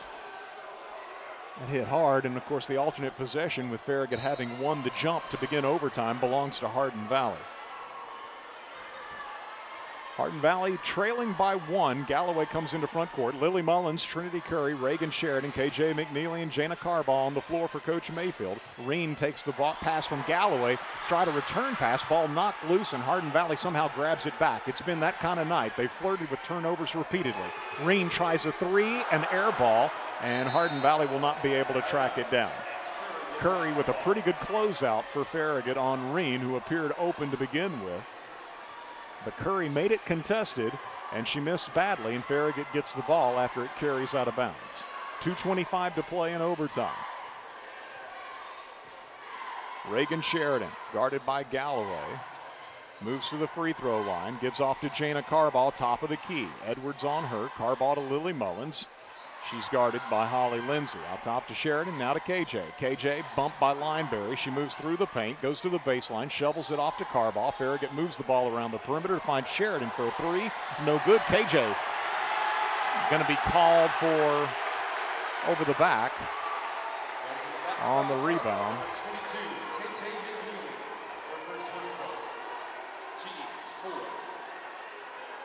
Hawks basketball. First foul on KJ.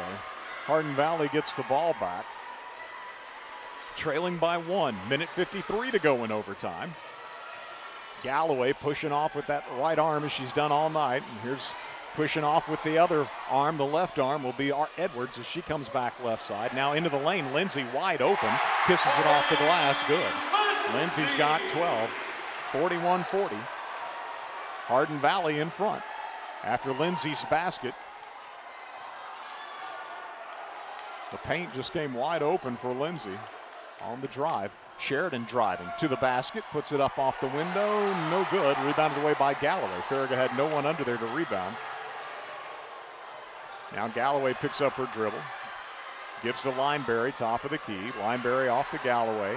Mullins trying to get the steal from behind. Galloway open for a 3, back iron, rebound McNeely. A minute to play. Farragut trailing by 1 in overtime as McNeely brings it in front court, goes behind her back all the way to the basket and fouled.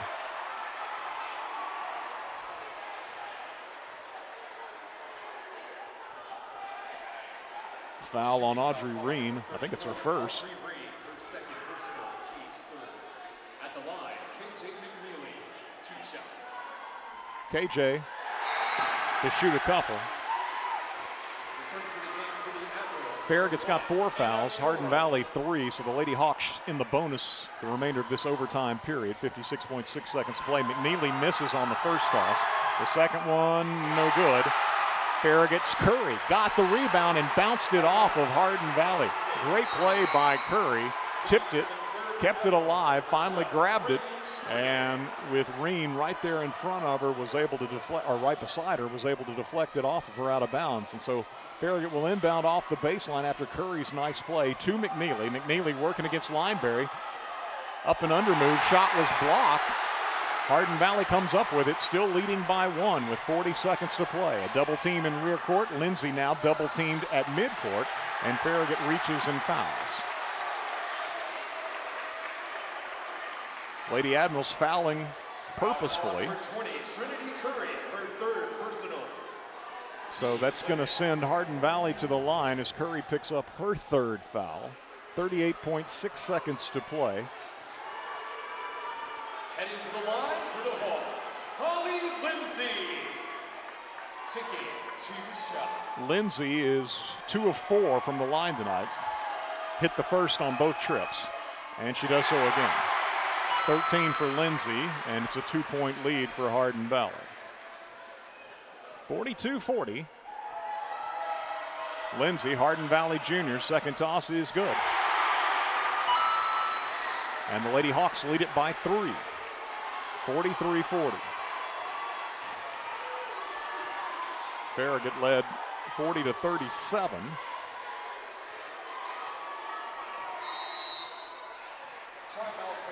Farragut's going to use a timeout. It's only timeout here in overtime. So it was McNeely who had hit a 3 late in regulation, hitting a 3 to open the fourth quarter. So Farragut up 40-37. But since then, it's been Audrey Reen with a basket.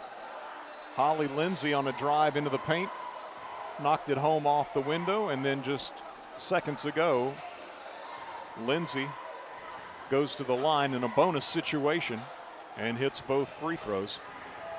So 6-0 run for Hardin Valley after Farragut scored first to open overtime. That 40-37 lead for Farragut at the outset of overtime. The first time Farragut had led since early in this game. But Hardin Valley has not wilted, 6 in a row. And the Lady Admirals with no timeouts remaining. Hardin Valley in the bonus. Farragut's 2 Hardin Valley fouls away from being in the bonus. The Lady Admirals return to the floor with Reagan Sheridan, KJ McNeely, Zoe Porter, Trinity Curry, and Lily Mullins. KJ driving right side. Shoots a 3 out top. Bang! KJ, another huge 3-pointer. 28 points now for McNeely. We're tied at 43. 8 seconds to play. Into front court. Galloway pushing off on Mullins. Gives to Reen. Reen working against KJ. Can't get a shot off. And we're going to a second overtime. Great defense by the Lady Admirals. They didn't foul. Hardin Valley could not get a clean look. The ball shared amongst 3 different Lady Hawks, but every one of them was suffocated by Farragut. And it's 43-43 as we head to a second overtime. KJ McNeely with a huge 3 late in regulation to send us to overtime, and another huge 3 at the end of overtime to produce overtime number 2 coming up in 1 minute. Back with that overtime as you listen to Farragut High School Hoops, presented by Precision Garage Door Service on West 105. Whether you're cheering on the home team or building your dream home, David Nabby Carpet and Floors has you covered. From engineered hardwood to luxury vinyl, elegant porcelain to natural stone, David's has the winning design for every room, and a championship team ready to help you score the perfect floor. Locally owned and proud to serve our communities from locations in Farragut, Marable, and Pigeon Forge. Visit David Nabby Carpet and Floors in-store or online today, where the Admirals shop for floors. Whether you're managing a household or running a business, Citizens Bank has a checking account built for how you bank. Choose from personal and business options with digital tools like mobile deposit, bill pay, and merchant services. Plus, support from a local team in Knoxville and Lenoir City that understands your goals. Learn more at citizensbank24.com. Member FDIC. Farragut wins the jump with McNeely, and Hardin Valley scores first in the second overtime. 46-43 our score. Jana Carball, Reagan Sheridan, Lily Mullins, Trinity Curry, and KJ McNeely. Here's Sheridan driving the lane and scoring from the left side. Reagan now with 10 points. Farragut pulls to within 1. Galloway in front court. Mullins pressuring her, gives it off to Reen, guarded by Curry. Reen at the top of the key, wants to work her down in the paint, cannot. Good defense by Trinity. Reen in the paint a long time, gives it off to Holly Lindsay, circles on the right baseline, guarded by Reagan Sheridan, and returns the ball out top to Galloway. Mullins trying to stay in front of her as Galloway continues to push off with the right arm. Now pushing off on the left side, Marley Edwards. They're going to call Mullins for the foul. Blocking foul called on number 2, Lily Mullins. That is her 4th personal foul. So the fouls continue to carry over from the fourth quarter to overtime and now into the second overtime. So Hardin Valley's in the bonus. Farragut's 2 fouls away from a bonus situation. Marley Edwards, who hit the big 3, her first field goal of the ball game to get the second overtime started at the line, and clangs it off the back of the iron, no good. She's now 1 of 3 from the line tonight. Second one is no good, and Trinity Curry grabs the rebound for Farragut. Lady Admirals trailing by 1 as KJ McNeely brings the ball towards front court, guarded by Holly Lindsay. Curry High screen, McNeely driving left, steps through 2 defenders, missed on the shot. And then they call Farragut for a pushing foul after the miss. Foul called on number 20, Trinity Curry. That is her 4th. That'll be the 4th foul on Curry. So Lily Mullins and Trinity Curry now have 4 fouls apiece. Elena Lineberry. And Elena Lineberry 2 shots. will shoot a pair. Lineberry short on the first one. Lineberry, a sophomore, 2 points in the ball game. That was her first free throw attempt. Second toss, good. Lineberry hits 1 of 2. 47-45, Hardin Valley leading with 2:15 to go in our second overtime. KJ McNeely bringing the ball in front court. Still guarded by Holly Lindsay. Top of the key to Trinity Curry. Reen on her. Back to McNeely left side. Good screen by Curry. They look for the pick and roll. Curry got the pass from KJ but mishandled it. Grabs it back, gives to Sheridan. Baseline jumper, good by Reagan. And a whistle, an and one opportunity for Reagan Sheridan. That worked out to Farragut's advantage, that the pick and roll ball was mishandled momentarily. And the foul is on Lineberry. It'll be her 4th. First Lady Hawk to pick up a 4th foul. Big basket by Reagan Sheridan. Now the and one, good. So Reagan with 13, and Farragut goes in front 48-47 on the 3-point play by Reagan Sheridan. 1:50 to play. Both teams now in the bonus. Hardin Valley with 2 timeouts, having not used theirs in the first overtime.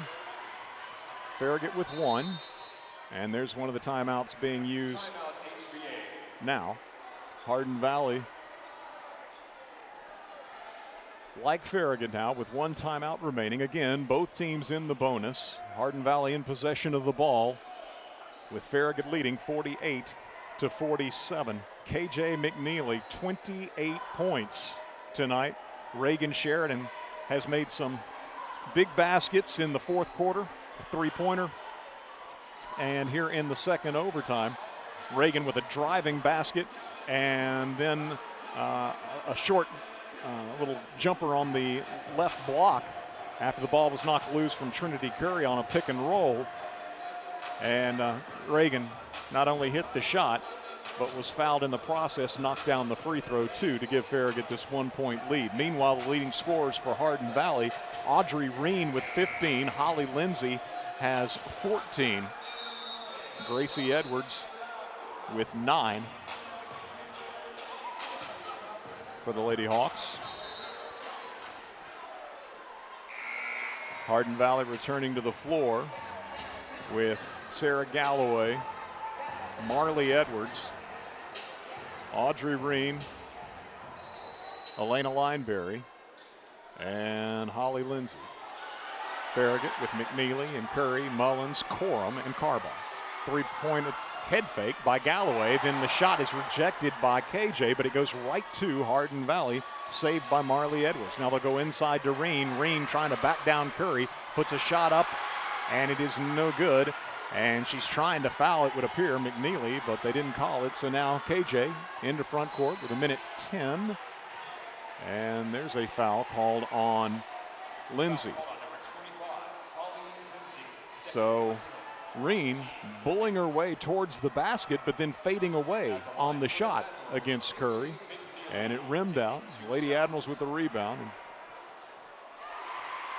McNeely fouled. So she goes to the line in a bonus situation and hits the free throw. 29 points for KJ. Second one rims out. Farragut by 2, 49-47 after McNeely hits 1 of 2. 1:05 to play in the second overtime. And this will be the final timeout. Final timeout used by Coach Galloway in this second overtime. Farragut will have 1 timeout remaining. Lady Admirals leading 49-47 with 1:04 to go in our second overtime here at Hardin Valley. Back in 30 seconds with more as you listen to Farragut Lady Admiral Hoops on West 105 worldwide at WFIV.com and the Admiral video stream on 105.3 WFIV's YouTube channel.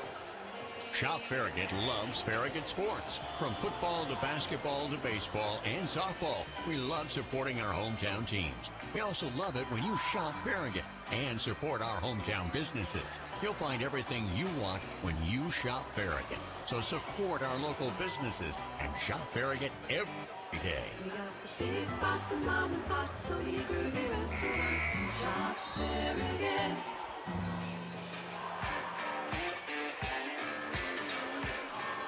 49-47, Farragut by 2 with 1:04 to go in the second overtime. Hardin Valley with the ball side front court. Lady Hawks do not have any timeouts remaining. They will inbound the ball to Lindsay from Reen. Reen gets it back, then gives it up to Galloway. Galloway is going to be pressured by Anna Corum. Mullins has 4 fouls, so it's Corum pressuring Galloway out top. Galloway bounces it off to Edwards. Farragut runs 2 defenders at her, so she can't get a good look at 3. Galloway gets the ball back. Corum continues to stay a step ahead of her. Good defense by Anna. Down to 40 seconds to play. Where's the 5-second count? They give it off to Reen. Reen guarded by Curry, got around her, and then threw it in traffic. Somehow it made it to Lineberry. Galloway's going to take a pass at the free throw line. Shot no good. Lineberry with a putback, no good, and Curry blocked the shot.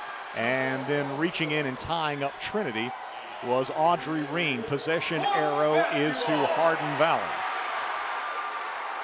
Great job by Curry defensively to not foul, but block the shot of Lineberry after Galloway missed on the free throw jumper. Now Galloway to inbound. Reen was able to tie Curry up. Inbound, Corum swats it away. They tried the diagonal pass in on the right wing to Marley Edwards, and Corum responded, knocking it into the Hardin Valley student section down below. So the Lady Hawks with Reen to inbound. Lobs it in to Marley Edwards. Edwards guarded by Jana Carbaugh. 20 seconds to play. Farragut up by 2. Lindsay comes around, takes it, gives to Galloway. Galloway going back left, reverses. Left side will go to Edwards. Edwards on the baseline, kicked it out of bounds. Lily Mullins with the pressure defense on Marley Edwards, and she kicked the ball out of bounds. Farragut's basketball with 8.2 seconds to play in the second overtime as Mullins looking to get it in bounds. But first, Coach Mayfield will use a timeout. And so now the Lady Admirals out of timeouts, as are the Lady Hawks.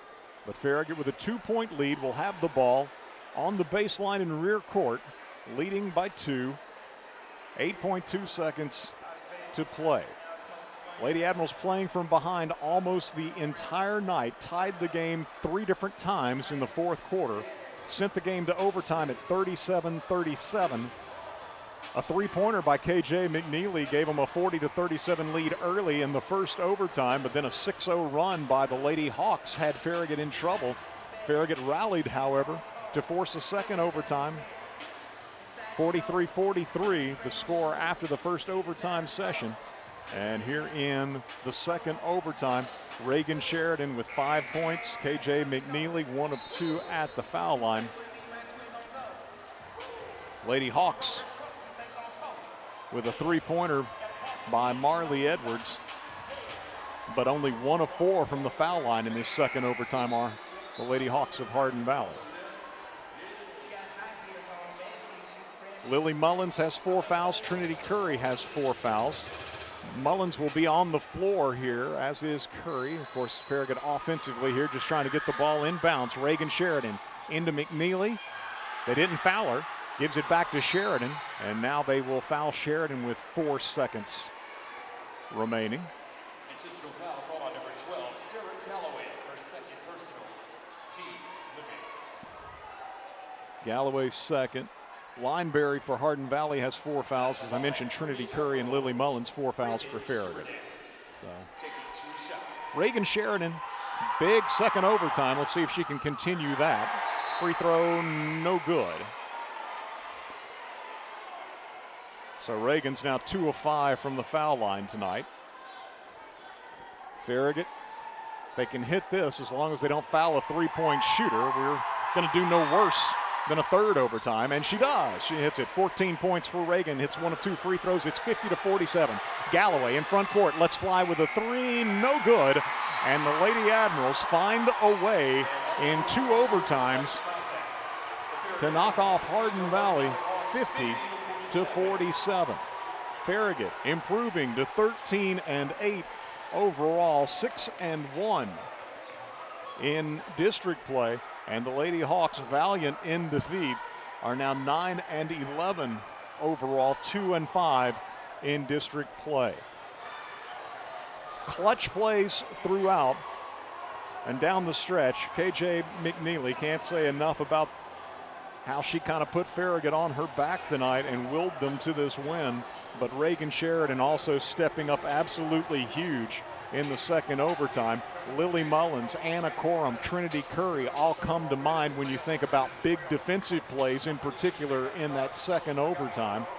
And so it's Farragut able to pull it out, 50-47 in 2 overtimes. Boys have taken the floor. They're warming up for their big matchup that is some 15 minutes away from the introduction of the starting lineups.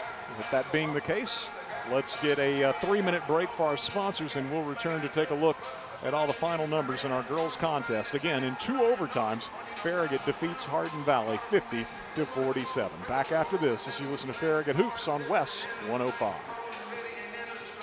Where do you go for shrimp straight from the Gulf, wild salmon, and the best clam chowder in the South? Your fresh seafood market.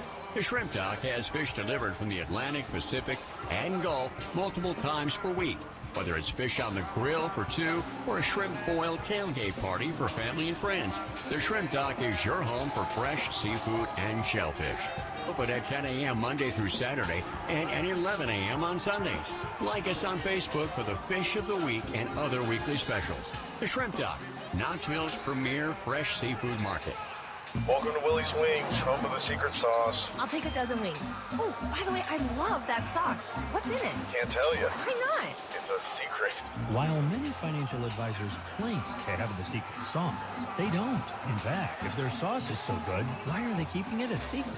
Derek Miser of Miser Wealth Partners doesn't keep anything a secret.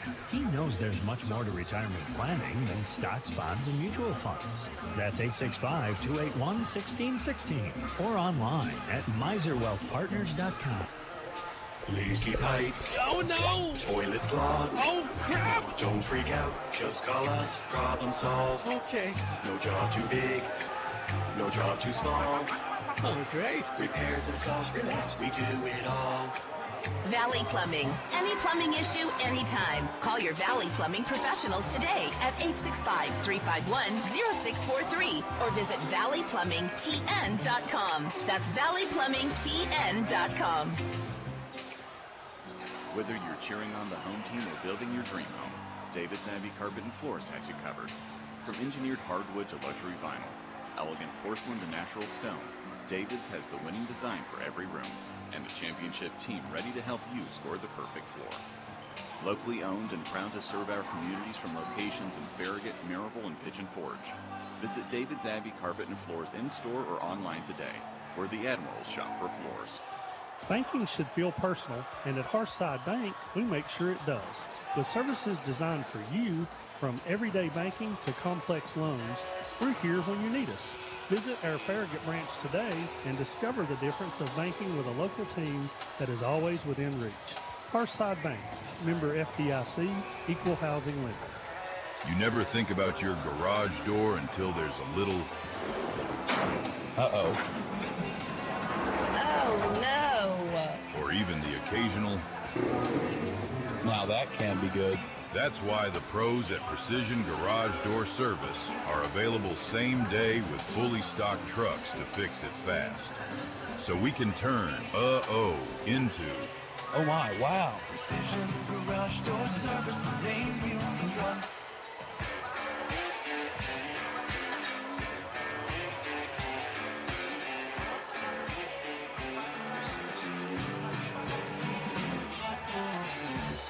Eric Gerhardt back with you here at Hardin Valley Academy. Dusty Street in our WFIV studios. And behind the camera, Nick Blankenship, if you're watching the Admiral video stream on 105.3 WFIV's YouTube channel. Nick tells me the bit rate has been fluctuating wildly tonight, so the video stream has been a bit inconsistent, but we just have to stick with it, getting some interference here in the gym at Hardin Valley, so apologize for that. But of course, you can always listen anywhere you might be around the world, WFIV.com. Your FM dial, of course, FM 105.3, West 105, and again, the Admiral video stream just kind of a little bit hit and miss tonight on how fluid it has been with the bit rate kind of all over the place. But Farragut's Lady Admirals battled back. They trailed almost the entire way, end up winning in double overtime by a final of 50-47. Coach Mayfield up to join me. Hadn't yet gotten a chance to run down the numbers so quickly. I'll tell you, it was 13-7 Hardin Valley leading after one. A 13-0 run by the Lady Hawks after Farragut opened the game on a 6-0 lead, with a 6-0 lead on 2 threes by KJ McNeely. It was 21-13 Hardin Valley by 8 at halftime. Both teams held to single digits in the second quarter. In the third, after 3 I should say, it was Hardin Valley up on Farragut 27-23, maybe the turning point of the game, late third quarter. Farragut went on a little bit of a run, got it down to 4, and would tie the game on 3 occasions in the fourth quarter. We went to overtime, knotted at 37, and then after the first overtime, a 6-0 run by Hardin Valley after Farragut got the first basket, a 3 by KJ apiece. We go to a second overtime, and Farragut prevails, 50-47. I had the Lady Admirals with 8 turnovers tonight, Hardin Valley with 12. Looking at the individual scoring for the Lady Hawks, Gracie Edwards 9 points on 3 threes. Marley Edwards 1 of 4 from the line, 1 3-pointer, 4 points from Marley Edwards. Sarah Galloway with 2 points. Elena Lineberry 1 of 2 from the line, 3 points tonight. Holly Lindsay 4 of 6 from the line. She had a couple of threes, right? Yes, 2 threes tonight for Lindsay. It was Audrey Reen in the post for Hardin Valley, 2 of 2 from the line, 1 3-pointer. She finished with 15 points. So Hardin Valley shoots 8 of 14 from the foul line and had 7 threes. For Farragut, Reagan Sheridan came up absolutely huge late, scoring 6 of her 14 in the second overtime. She was 3 of 6 at the foul line this evening, 1 3-pointer for Reagan. Let's double check that. That's accurate. That was the big one in the fourth quarter. She and KJ with threes late that helped get Farragut to overtime. It was Jana Carball with a single basket tonight, a third quarter 3-pointer. Trinity Curry with 2 points. KJ McNeely was lights out tonight, 4 of 8 from the foul line, 6 3-pointers, and every time Farragut needed a big basket in fourth quarter or in the first overtime, it seemed like it was KJ to the rescue. She finished with 28 points. Raina Stiles, 2 of 2 from the line, 2 points tonight, as Farragut shoots 9 of 16 from the foul line, 56%, and 8 3-pointers. So pleased to be joined by Coach Mayfield. And Coach, you were saying after the Bearden game the other night that Bearden was just tougher than Farragut. I thought the girls showed some real toughness tonight when it's obviously not your night. You're playing an inspired team, but somehow, almost despite yourself, you find a way to win the ball game. Right. Despite ourselves is correct. For about, like you said, till maybe late third when we kind of went on a little run. And then I'll tell you, I give Hardin Valley credit offensively. They were making some big shots when they got open, when we had miscommunication, or when we just flat out couldn't guard anybody. They were making some big shots too.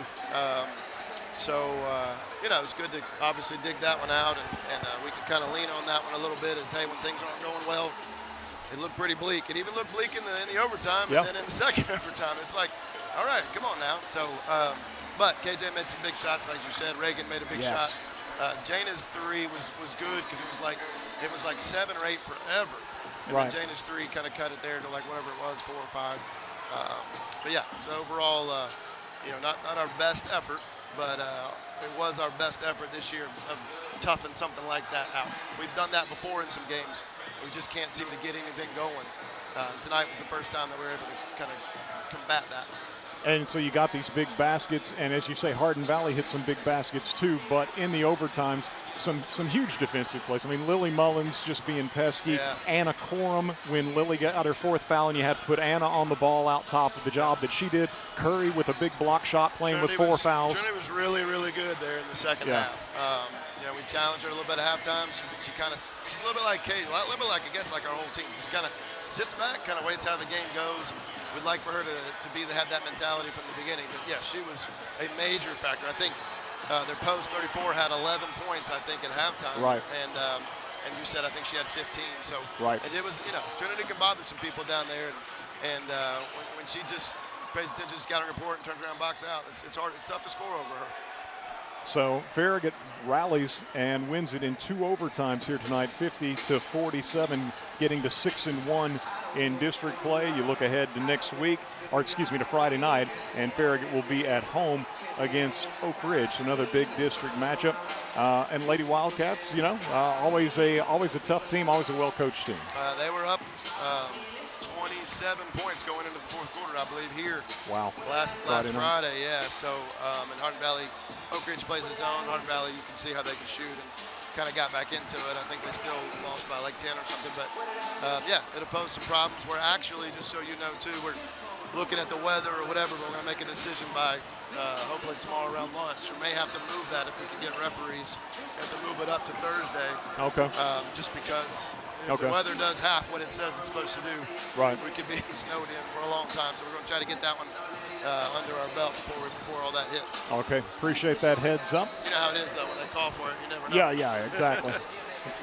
Well, Coach, congratulations on the win and the toughness shown by your team tonight. We'll get KJ in here. Thank you. KJ McNeely coming on, the career rebound leader in Farragut girls basketball history, and tonight a young lady who just would not let her team come up on the short end of this. KJ with 29 points. KJ, what do you think? Have you ever hit 6 threes in a game before? I don't think so. I think I had 5 my freshman year, and I think I've had that like maybe twice, but never 6. Well, and half of them at least. You had 2 right at the outset, but the other 3, 4 feel like they all came at clutch time. Farragut had to have baskets. You're knocking them down. What did it take for this team tonight to kind of get out of its own way a bit and find a way to win? I think, to be honest, part of it started with Friday. I know when you have a loss like that, especially to a district rival, and just biggest rivalry in the state, in my opinion, I feel like. To go down there, lose like that, and then come back here and actually want to win is something that I think our team struggled with a little bit. But I know that once the second half went along, we all went into the locker room, and it was just kind of like you could tell we weren't happy with how we were playing. And second half, it took a lot, but going into 2 OT, I mean, we did what we had to do to win. So regardless of how messy it was, I think we did it. And I do think Friday's loss kind of bled into it today, but yeah. I'm proud of us for how we fought. Yeah, that's how you need to respond, right? I mean, even when things aren't going your way. Coach said, he felt like Bearden was just far and away the tougher team on Friday night, and so you guys respond with a gritty, tough win tonight. As I said to him, almost despite yourselves, because it was just an uphill battle in every way tonight. But I was thinking, you look back, you played well against Bearden on Friday night, and it's one point tonight. You had the lion's share of the points, and it's like somebody needs to step up and help KJ out in the scoring. Reagan Sheridan did that big Jana Carball's 3 late in the 3rd quarter, was a huge play too. Yes, I think. Yeah, I mean, I agree. On Friday night, and Mayfield was so right to talk about toughness. Like, I genuinely do feel like regardless of scoring, I'll have games, McMinn County, I had 2 points. So, I can easily do that too. But I feel like just having people who not only score but also play defense, make good passes, rebound, it's not just about scoring. Sure. And I mean, I feel like I can make up a fair share of our scoring, but doing the other things is what I feel like we all need to just get better at. Yeah. So. And I thought down the stretch we saw big defensive plays. Again, we're saying this with Coach. Lily Mullins until she got her 4th foul, and then you got to put Anna in there on the ball, and she did a great job making it difficult for Galloway and Hardin Valley to get into any kind of offense. You knocked the ball out of bounds over there. Trinity made a block shot despite having 4 fouls. There were some big defensive plays made by everybody. 100%, and I think that comes a lot from practice too, because I know Mayfield has been getting on Lily a lot, pressuring the ball. Like, half the time, we know that if she's on the ball, like, we got it. We don't have to worry about anything, and I feel like having that person is something we really need, and we have that with her. But I also feel like the fact that she can come in knowing she has 4 fouls but still stay solid and not even steal the ball but just frustrate their point guard is something that is so necessary. That's KJ McNeely. Farragut rallying for a double overtime win. About to have the playing of the national anthem. We'll be back after this as you listen to Farragut High School Hoops on West 105. Thank you. Life doesn't run on bank hours. That's why Citizens Bank offers checking accounts with tools you can use anytime, like mobile deposit, debit card controls, and online bill pay. Whether it's for your home or your business, you'll get options that work and support from people based right here in Knoxville and Lenore City. Explore your options at citizensbank24.com. Member FDIC. If you're an LCUB electric customer, this is for you. It's time to upgrade your internet to True Fiber to the Home, the fastest internet available with free installation, no contracts, affordable fixed pricing, and local customer service. It's not too good to be true. LCUB is connecting new neighborhoods now with gig speed fiber internet starting at $69.99 a month, Wi-Fi included. Check your availability at lcub.com and get connected. Hey, it's Matthew Bryan with Bryan Insurance Group. For your home, auto, or business, we are proud to represent the top carriers, including Erie Insurance, recently ranked #1 for auto insurance by Consumer Reports, along with Progressive, Geico, Allstate, Travelers, Foremost, Berkshire Hathaway, and Chubb. So you can compare and choose the coverage that fits your life the best. Start your custom quote today at bryaninsurance.com. That's BRYN insurance.com.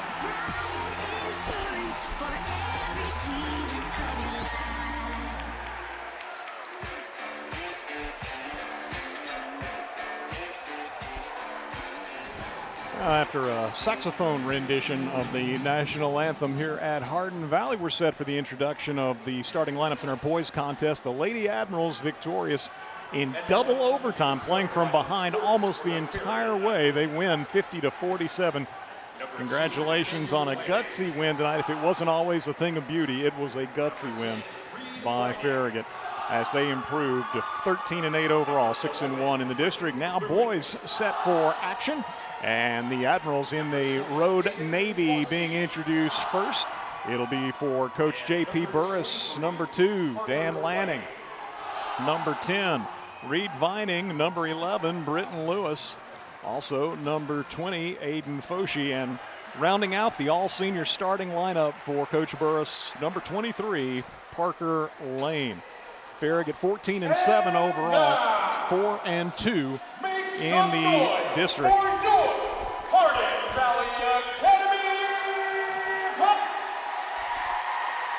Hardin Valley 12-8, 2-4 in the district, but they've won their last 2 district games. 79-61 a week ago, they defeated Ray County here at Hardin Valley Academy, and another home game on Friday night, a win over Oak Ridge, 70-63. So the Hawks playing their best basketball, and Farragut looking to bounce back after a 71-31 drubbing at Bearden Friday night. It'll be number 0, Kamani Smith, a 5'11 freshman. Number 3, Christian Oliver. Number 5, Mike Fritz. Number 13, Colin Jernis.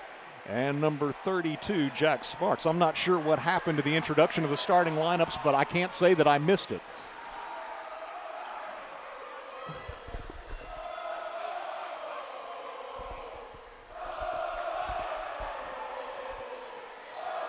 So I think PA might have gone out. He could have blown a speaker. Who knows, as loud as it is here. So Hardin Valley and Farragut matched up in the district opener on December 5th, and it was the Admirals winning at home 69-62. Nothing about that one was easy. And expect another tough matchup here tonight. Smith drives under the basket for Hardin Valley, having won the opening toss, or opening tip rather. We are full speed ahead. And Farragut in front court, Aiden Foshee to Dan Lanning. Lanning to Britton Lewis, who's being guarded by Kamani Smith.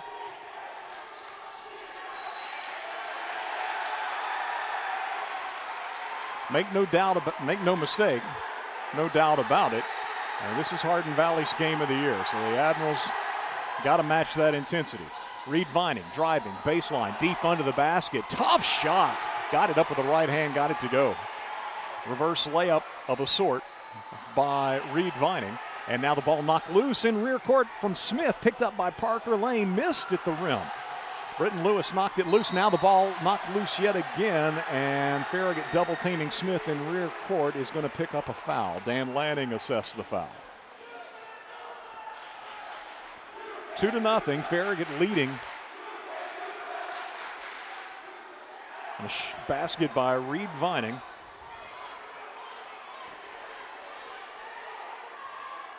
Kamani Smith works off the screen set out high by Jack Sparks. Sparks off to Fritz. Fritz drives the lane, kicks to Smith in the corner, guarded by Dan Lanning. He moves to the free throw line, fires into the right corner to Sparks for a three. No good. Aiden Foshee with the rebound for the Admirals. Foshee gives up to Dan Lanning. Lanning in front court, working against Fritz. To the low block, fires it back out top to Aiden Foshee. Foshee in turn gives it off to Parker Lane. Shovels it to Lanning, right side. Dan fires into the left corner to Foshee. He'll drive baseline. Back out right side, Parker Lane, three-pointer, no good. Foshee, an offensive rebound, circles out high, fires down low. There's a cutter, Parker Lane for the layup, good. Farragut keeps it alive on the offensive glass, and Farragut leads 4-0. Here's a steal in rear court by Foshee, goes inside to Britton Lewis. He was fouled, no call, scores on the layup. Lewis with the defender hanging on his arm, and Farragut jumps out to a 6-0 lead here early on, forcing a couple of turnovers. Baskets by Reed Vining, Parker Lane, and Britton Lewis, all of them underneath. And it's offensive rebounding and turnovers early that propel Farragut to the 6-0 lead. The girls led 6-0 in their game as well. Unfortunately, from the Farragut perspective, Hardin Valley went on a 13-0 run after that, and the Lady Admirals were playing catch-up the rest of the way, but they managed to pull it out in two overtimes, 50-47. Appreciate Coach Mayfield, as always, coming up and chatting afterwards, as well as one of the all-time greats in this Lady Admiral program, leading rebounder, career rebounder in school history, KJ McNeely. Hardin Valley with the ball coming out of the timeout by Coach Andy Arndt. And Farragut steals it away in front court. Ball taken away from Colin Dernis by Parker Lane. And then as Farragut brings the ball up court, Dan Lanning has the ball knocked away from behind, out of bounds by the reaching Mike Fritz. So Farragut's basketball after Hardin Valley's third turnover here early. Lanning takes an inbound feed, misses a three from the right corner, but Foshee again swoops in, grabs the offensive rebound, goes to Reed Vining. They double down on Reed on the baseline. Out top it goes to Lanning. Lanning looked like he was being hacked, gives it off to Vining. Vining spinning in the paint. Tough shot off the window, good, and he's fouled. Vining just bulls his way to the basket, and the foul committed by Jack Sparks. An N1 opportunity for the Admirals. Lanning out of the ball game. First man in off the bench for Farragut, as is customary. Number 1, Matthew Dickens. Reed Vining, free throw, good as he completes the three-point play, and the Admirals lead 9-0. And now ball thrown away on the inbound. Farragut again effective with its press. And so that's going to be turnover number 4 for Hardin Valley. 9-0, Farragut leading. Matthew Dickens inbounds to Aiden Foshee. Foshee gives it off to Parker Lane. Lane guarded by Kamani Smith, talented freshman who had 18 points against the Admirals in the first matchup. Much of that in the third quarter. Britton Lewis spinning in the paint. Jumper wouldn't go down. Off the rim a couple of times. Rebounded away by Smith of Hardin Valley. Smith in front court. All the way to the basket. And the shot rejected out of bounds by Reed Vining.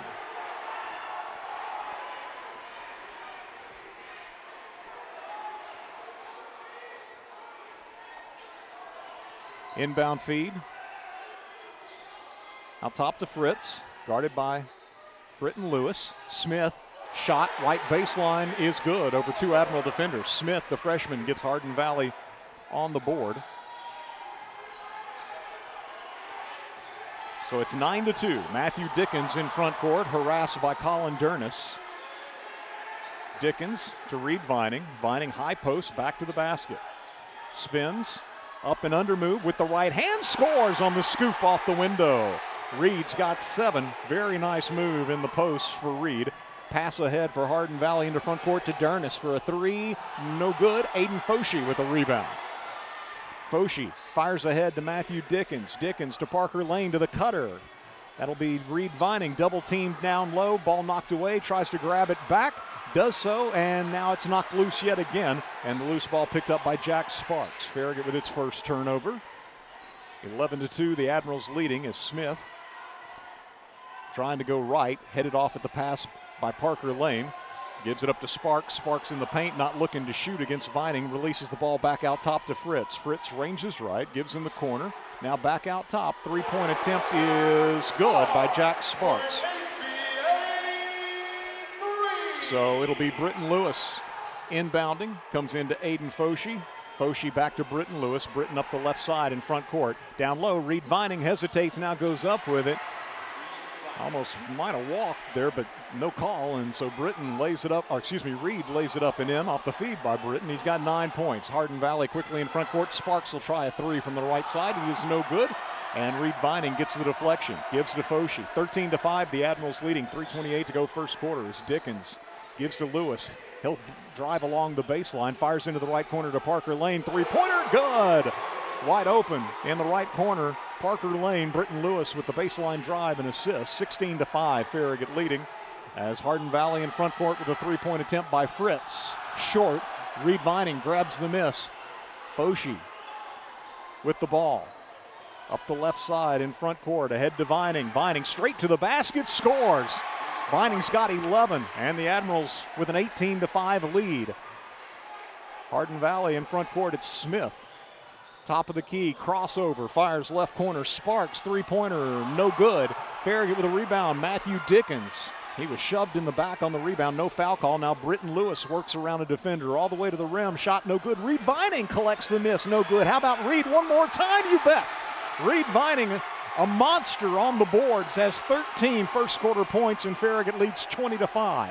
Double team in rear court, they get it off to Mike Fritz. Fritz into front court to a driving Colin Dernis, and he scores on the drive. 20-7, Farragut by 13. Parker Lane to Aiden Foshee into front court to Reed Vining.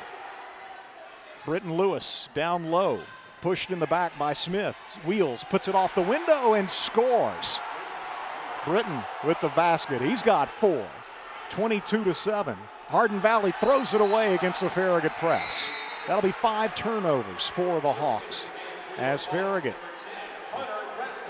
will sub into the ball game. Aiden Foshee and Reed Vining out of the ball game. Farragut subs in Connor Everly, Alex Evans, and Farragut is going to use a timeout. The Admirals use a timeout, a 30-second timeout, it would appear, as both teams remain standing. So what a start for the Admirals, and it's been all about offensive rebounding and forcing turnovers out of the Hawks. And Hardin Valley, to a large degree, it's just almost exclusively 3-pointers. So they've been jacking them up, and they've not been going down. They've hit one. Jack Sparks knocked down a 3, but the other baskets were on drives to the rim, and those have been few and far between, with Kamani Smith and Colin Dernis both scoring for the Hawks. Meanwhile, Farragut led by Reed Vining's 13 points. Parker Lane's got 5, and Britton Lewis with 4. 22-7, the Admirals leading and with the ball. Dan Lanning back into the ball game for the Admirals. Had Lewis on the pick and roll, but couldn't find him in a timely manner, so gives to Parker Lane, who gives off to Connor Everly. Out top, hands to Matthew Dickens. Dickens into the corner. Parker Lane, 3-pointer. Bang! Parker knocks down his second three. He's got 8. The Admirals lead 25-7. Long pass ahead to Fritz. Farragut steals it. Connor Everly with the steal. Dan Lanning got away from the defender going behind his back. Lanning into front court. Fires to Britton Lewis. Left side three for Britton. No good. Parker Lane undercut on the rebound. Got it in the corner. Drives baseline. Fires it out top to Connor Everly. Back to Parker. Farragut needs to kind of collect itself a little bit. Parker got away from Smith into the paint. Driving shot rejected away, but out of bounds to the Admirals. Minute 7 to go in our opening quarter, and Farragut leading 25-7. Reed Vining in for Britton Lewis as he gets his first breather. Kamani Smith out of the ball game for Hardin Valley. Graham Colorado checks in. Dan Lanning to inbound for the Admirals from the baseline right. In it comes to Connor Everly on the right wing. Both teams man-to-man and pushing the tempo at every opportunity. Reed Vining in the lane. Shot was missed, but the ball down low was picked up by Everly. His shot no good, knocked out of bounds. No, they'll call a foul, I believe, on Reed Vining. It'll be his first and the team's second. 53 seconds to go, opening quarter. Into front court for Hardin Valley, Christian Oliver.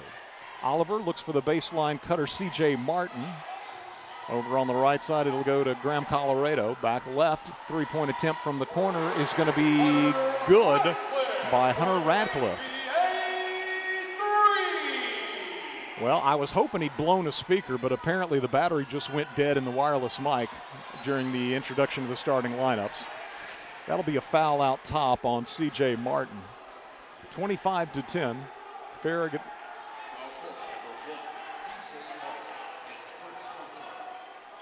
Leading by 15, C.J. Martin picks up his first foul. 26.4 seconds to go in our first quarter. And Matthew Dickens into Dan Lanning. Keep in mind, the Admirals scored only 31 points against Bearden Friday night. They've got 25 with 15 seconds to go in our first quarter. Looking for more. Reed Vining has used his dribble, gives off to Dan Lanning, guarded by Fritz. Down to 8 seconds. Dan pulls up. Right side jumper, short. Looked like the defender got a piece of it. Ball picked up by Hardin Valley. They'll hoist into the stands almost on the desperation heave at the end of the first quarter. An impressive start for Coach Burris's Admirals, looking to bounce back from the far and away worst loss of the season Friday night. And they jump on Hardin Valley early to lead the Hawks after 8 minutes, 25-10. Back with second quarter action after this 1 minute break as you listen to Farragut High School Hoops, presented by Precision Garage Door Service on West 105. Welcome to Willie's Wings, home of the secret sauce. I'll take a dozen wings. Oh, by the way, I love that sauce. What's in it? Can't tell you. Why not? It's a secret. While many financial advisors claim to have the secret sauce, they don't. In fact, if their sauce is so good, why are they keeping it a secret? Derek Miser of Miser Wealth Partners doesn't keep anything a secret. He knows there's much more to retirement planning than stocks, bonds, and mutual funds. That's 865-281-1616 or online at miserwealthpartners.com. Shop Farragut loves Farragut sports. From football to basketball to baseball and softball, we love supporting our hometown teams. We also love it when you shop Farragut and support our hometown businesses. You'll find everything you want when you shop Farragut. So support our local businesses and shop Farragut every day. We got the big box of mom and pop, so many groovy restaurants. Shop Farragut. Admirals make the extra pass on the first possession of the second quarter. Britton Lewis driving the baseline, finds Aiden Foshee in the left corner. He knocks down a three, his first of the ball game. First basket of the ball game, and the Admirals lead at 28-10 here at Hardin Valley. Driving for the Hawks, C.J. Martin traveled. Martin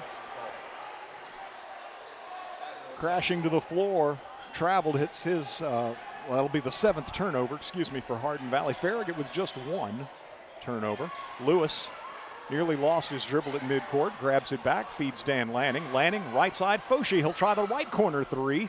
No good. Rebounded away by Graham Colorado. Into front court, pass goes to Mike Fritz. Fritz into the lane. And he bowled over Dan Lanning, but Farragut, I think, had reached in and fouled prior to that with Foshi. Indeed, that's the call. Aiden Foshi.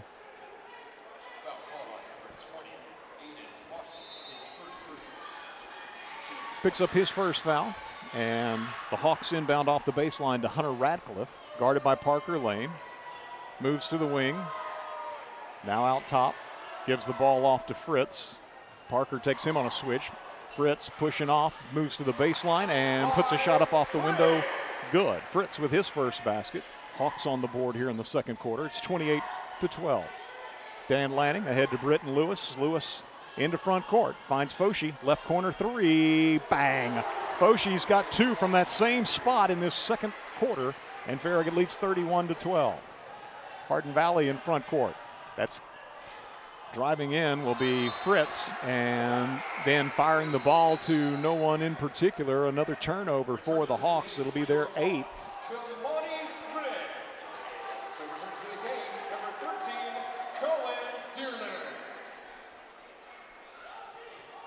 Farragut inbounding into Lanning.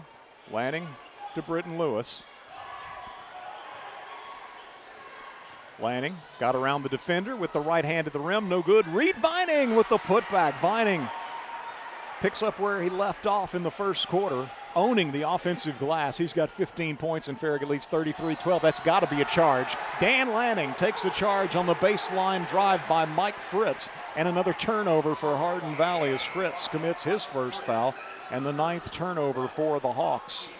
Into the ball game for Hardin Valley returns Jack Sparks and Colin Durness. Farragut with the press, throw it over the top to Parker Lane. Lane to the basket, scores against Kamani Smith. Parker's got 10, and the Admirals lead at 35-12. Driving the lane, Jack Sparks missed at the rim. Farragut gets the rebound. Looked like it was going to be a clear path. Reed Vining came over late and provided a little bit of resistance, producing the miss. Here's Lanning, three-pointer, right side, up and over the backboard. It'll go to Hardin Valley. Hawks with the basketball in front court. Driving left side, Ratcliffe.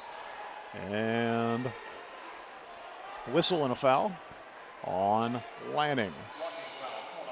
That'll be the second foul on Dan. He'll check out of the ball game. Matthew Dickens back in. 5:36 to go until halftime. Farragut in complete control. Here's a three-pointer by Ratcliffe. No good. Rebound tipped. Vining gets the deflection for Farragut. Gives to Foshi, who then goes to Parker Lane over on the left side. Parker into front court. Picked up by Durness, excuse me. Left side, Britton Lewis. Lewis along the baseline. Fires cross court into the right corner to Matthew Dickens. Three-pointer, good. First basket of the ballgame for the junior Dickens. And Farragut leads 38-12. In the front court, Smith for Hardin Valley driving on Dickens, pulls up, fires into the left corner to Sparks. Sparks moves to the elbow, shovels it back off to Smith. Down to the baseline, working against Dickens. Back out top to Sparks for a three. No good. Tip, and Britton Lewis comes up with a basketball for the Admirals. 4:47 to go, first half. Lewis in front court for the Admirals. Gives off to Dickens. Guarded by Smith. Farragut 31 points Friday night in a loss at Bearden. 38 points here, not even midway through the second quarter at Hardin Valley. Britton Lewis, right wing. Pick and roll action with Reed Vining. Vining down low with the ball, looking for somebody open, finds Parker Lane, top of the key. Three, it's good. Parker with 13 points. That's his fourth three-pointer. And the Admirals lead at 41-12. Driving goes Graham Colorado all the way to the baseline. Ball knocked away by Dickens, picked up by Foshi, ahead to Britton Lewis. He lost the dribble, however, and Hardin Valley takes it back. The Hawks take it back as Smith for the Hawks, spinning in the paint, pushing off against Parker Lane, gives it back out top for a three. That's an air ball and out of bounds. Colin Durness draws no iron on the three from out top on the left side. And Farragut gets the ball back. Alex Evans into the ball game for the Admirals, number 32, the 6'4" sophomore, joining Foshi. Connor Everly also back into the ball game. Matthew Dickens on the floor, as well as Britton Lewis. Lewis inbounding to Dickens. Hardin Valley showing some pressure. Admirals haven't had any difficulties with that.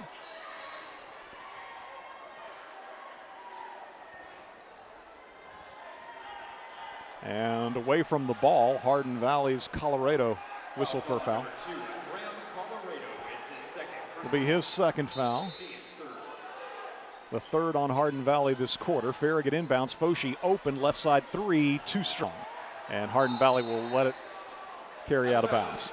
Hawks basketball with 3:34 to go until halftime. And Farragut up 41-12. The Admirals led 25-10 at the quarter break.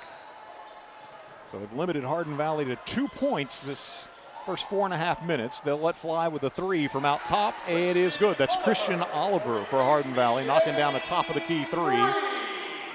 Inbound feed denied by Hardin Valley as Colorado knocks it back out over the baseline, so Farragut will try again. Aiden Foshi out of the ball game. Parker Lane, a very brief breather, back on the floor for Coach Burris.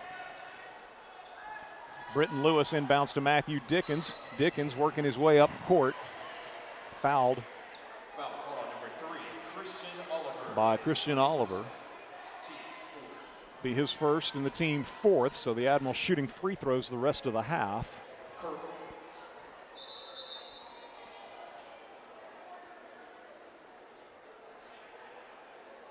Farragut's ball at midcourt.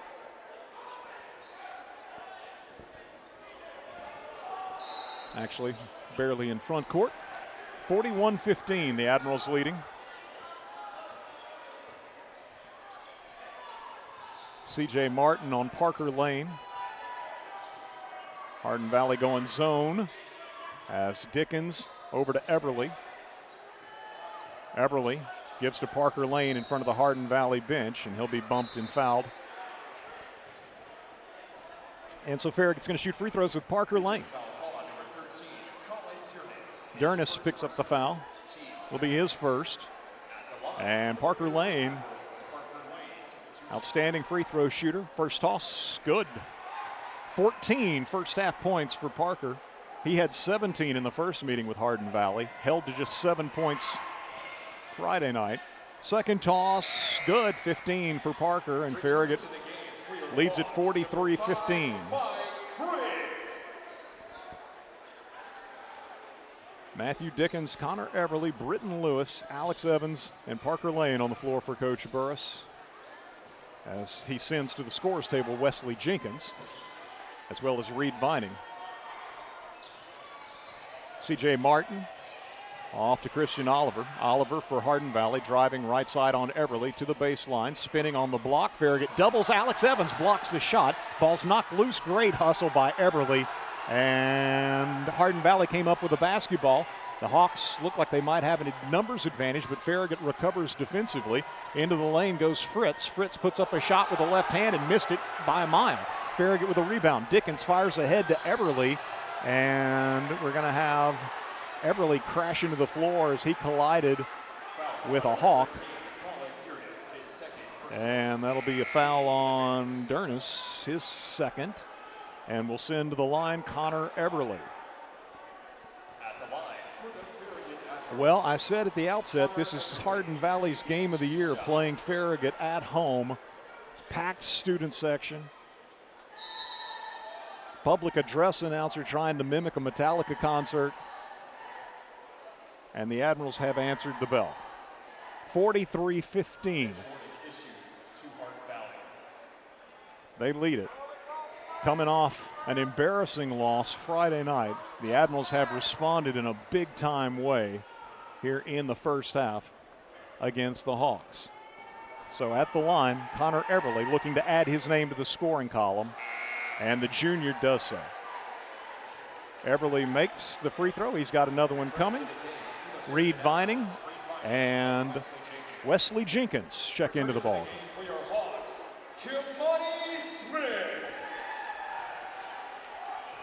So Everly with the free throw, and it's good. Every bit of the rim, and then settled through for Connor, and the Admirals lead it by 30, 45-15.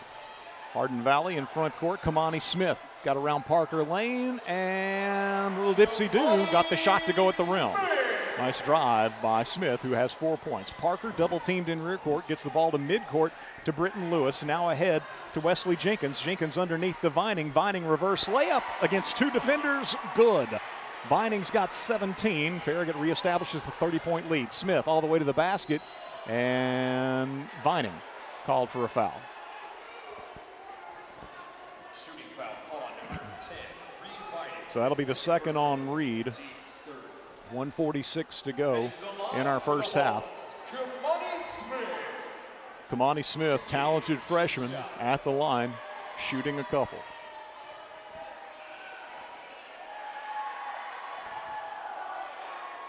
Toss is no good. Last year, Farragut won all 3 meetings. So the Admirals have won 4 in a row, because you go back to 24, Hardin Valley won both matchups. Farragut having won the earlier game this season, 69-62 on December 5th. Second toss for Smith is good. He hits 1 of 2. All time, by the way, Farragut leads the series 25-13. Connor Everly out of the ballgame. Aiden Foshee back in. So Foshee, Evans, Lewis, Jenkins, and Lane on the floor, and Farragut almost threw it away. Mike Fritz had the steal for a split second, but stepped on the sideline. Wesley Jenkins out of the game. Matthew Dickens back in for the Admirals. Parker Lane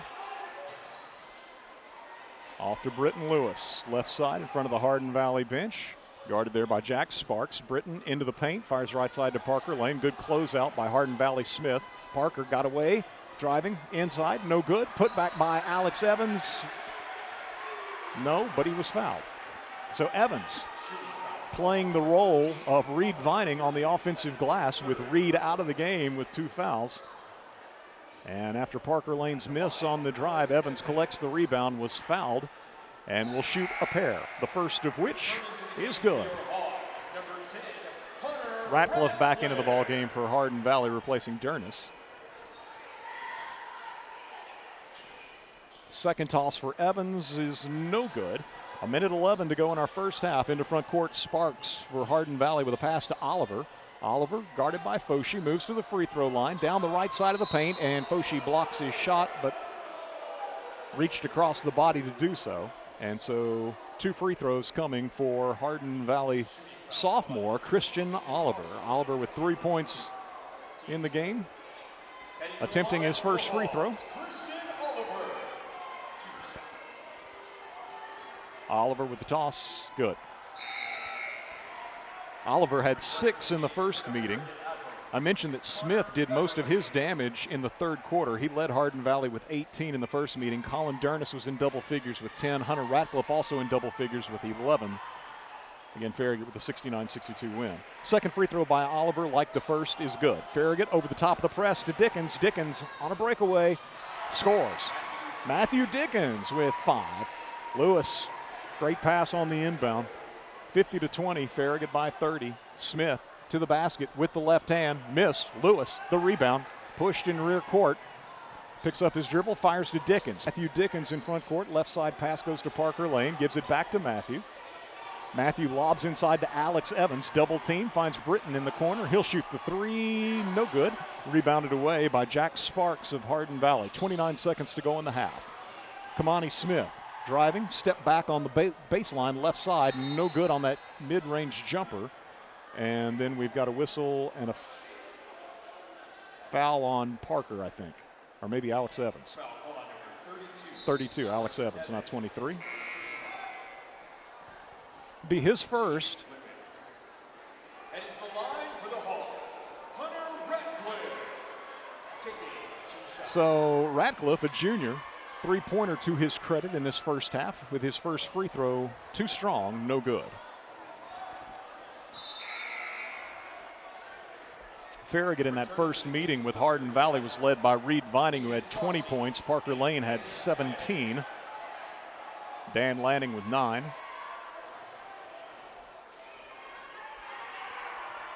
Second toss, good. So Ratcliffe hits the second one, 1 of 2 at the line. Farragut again over the top of the press, this time to Dan Lanning. Getting back Jack Sparks for Hardin Valley. So Lanning cross-court pass to Parker Lane, right side, and the Admirals look like perhaps they'll hold for a final shot. Lanning penetrates, gives to Dickens in the corner, drives baseline, and left the ball back in the corner for Lanning, who had not reestablished himself inbounds. And so Farragut with a turnover. Lanning, the first to touch it.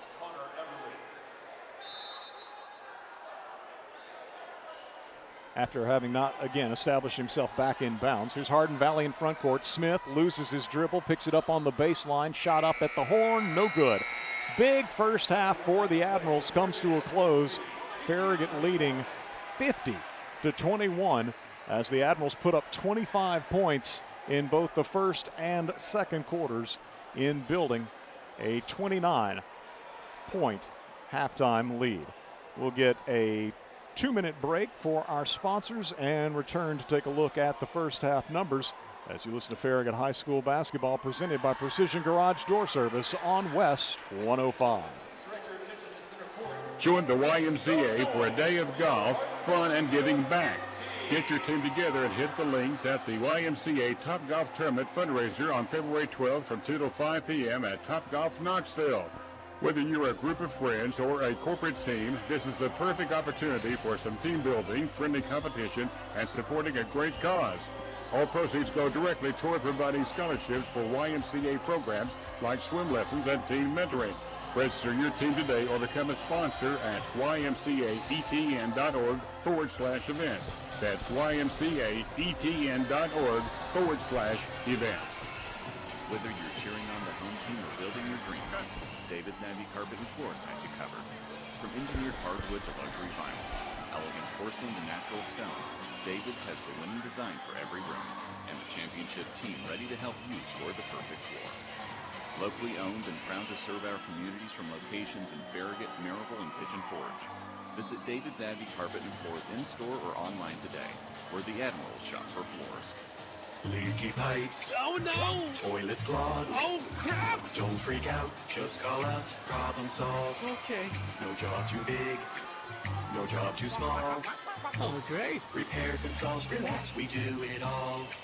Valley Plumbing. Any plumbing issue, anytime. Call your Valley Plumbing professionals today at 865-351-0643 or visit valleyplumbingtn.com. That's valleyplumbingtn.com. You never think about your garage door until there's a little... Uh-oh. Oh, no. Or even the occasional... Now that can be good. That's why the pros at Precision Garage Door Service are available same day with fully stocked trucks to fix it fast. So we can turn into... Oh my, wow. Precision Garage Door Service, the name you can trust.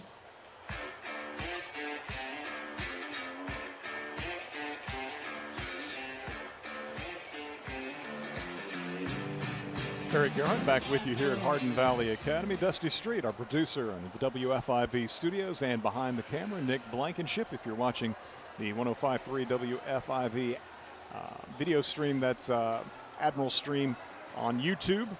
Just go to YouTube, again, 105.3 WFIV, search for that, or just go to farragutbasketball.com, and there's a direct link provided there. But Nick telling me really all night long the bit rate's been up and down, and so he's not sure about the quality of the stream. And so for those who would like to watch the game afterwards, we're going to put up a different, it's being recorded as well, and put up a different version of it so that in case perhaps it's choppy, there will be a clean option available for viewing afterwards. Again, WFIV.com, where you can listen to the audio anywhere around the world or in the greater Knoxville area on the FM dial, 105.3 West 105. It was all Farragut in this first half here at Hardin Valley. The Admirals coming off a 71-31 loss at Bearden. And as good as the Bulldogs were defensively, Farragut was frankly horrific offensively Friday night. But, man, they came out like a house on fire. What an answer by this team tonight against a Hawks squad all fired up to get revenge for a relatively narrow loss at Farragut in the district opener back on December 5th. A Hawks squad playing its best basketball of the season, coming off a 7-point win at home here on Friday night over Oak Ridge. Back-to-back district wins for the Hawks. The previous win a week ago coming against Ray County. You got a full house as far as the student section is concerned for Hardin Valley. They're all hyped up, and the Admirals just came out and took it to them. Led 12-0. The Admirals were up, 20-5, and it was 25-10, that 15-point cushion at 20-5. They maintained that throughout the rest of the opening quarter, so 25-10 was the score after one. In the second quarter, the Admirals got the first basket at 28-10, then 31-12, 38-12. The lead would grow to actually 41-12. So the Admirals were up 29 at 41-12. Then they took a 30-point lead at 45-15, matched the 30-point cushion at 50-20, and the Hawks, with the final free throw of the half, make it 50-21. Farragut with a 25-point first quarter, a 25-point second quarter, outscoring Hardin Valley in the second quarter, 25-11, again to lead 50-21 here at the break. 10 turnovers I had Hardin Valley with in the first half, and Farragut with just 3. Looking at the individual scoring, Kamani Smith for Hardin Valley, 1 of 2 from the line, 5 first half points. Christian Oliver, 2 of 2 from the line, 1 3-pointer, 5 points for Oliver. Mike Fritz with 2 points. Hunter Ratcliffe, 1 of 2 from the line, 1 3-pointer, 4 first half points for the junior Ratcliffe. Colin Durness with 2 points, and Jack Sparks, a first quarter 3-pointer, his lone basket. So the Hawks shoot 4 of 6 from the foul line, 67%. And they had 3 3-pointers, 1 apiece from 3 different Hawks, Christian Oliver, Hunter Ratcliffe, and Jack Sparks. For Farragut, it was Matthew Dickens with 5 points, including a 3-pointer. Connor Everly, 2 of 2 from the line, 2 points for the Farragut junior. Reed Vining, what a huge first quarter Vining had, just a monster on the offensive glass for the Admirals as he poured in 13 first quarter points. He finishes the half with 17, 1 of 1 from the foul line. Britton Lewis with 4 points, and it feels like easily a handful of assists for Lewis. Aiden Foshi with 6 points on a pair of threes. Parker Lane, 3 3-pointers, 2 of 2 from the line, 15 first half points for Parker. And Alex Evans, 1 of 2 from the line for his first half scoring. So the Admirals shoot 6 of 7 from the foul line, 86%. Again, Hardin Valley was 4 of 6. Farragut with 6 3-pointers, doubling up Hardin Valley's first half 3-point total. Farragut getting 3 from Parker Lane, 2 from Aiden Foshi, and a single 3 from Matthew Dickens to lead it 50-21 at halftime. Other District 4 4A matchups tonight. Lenoir City is at McMinn County, and Bearden is at Oak Ridge. Coming up Friday, perhaps Thursday, as Coach Mayfield alerted us, there's the possibility that if the forecast continues to look the way it currently does, perhaps games scheduled for Friday will be moved up to Thursday to avoid any postponements. And that would be Farragut hosting Oak Ridge whenever it's played. That's the next game on the schedule. Farragut hosting Oak Ridge. Also scheduled for Friday night, Hardin Valley goes to Bearden. Ray County is at Lenoir City. Looking at the boys' district standings entering the night, Bearden 6-0, Oak Ridge 4-2, Farragut also 4-2. Lenoir City 3-3, McMinn County 2-4, Hardin Valley also 2-4, Ray County 0-6. Farragut leading 50-21 here at intermission. Let's get a 2-minute break. We'll return with third quarter action on the other side as you listen to Farragut High School Hoops, presented by Precision Garage Door Service on West 105.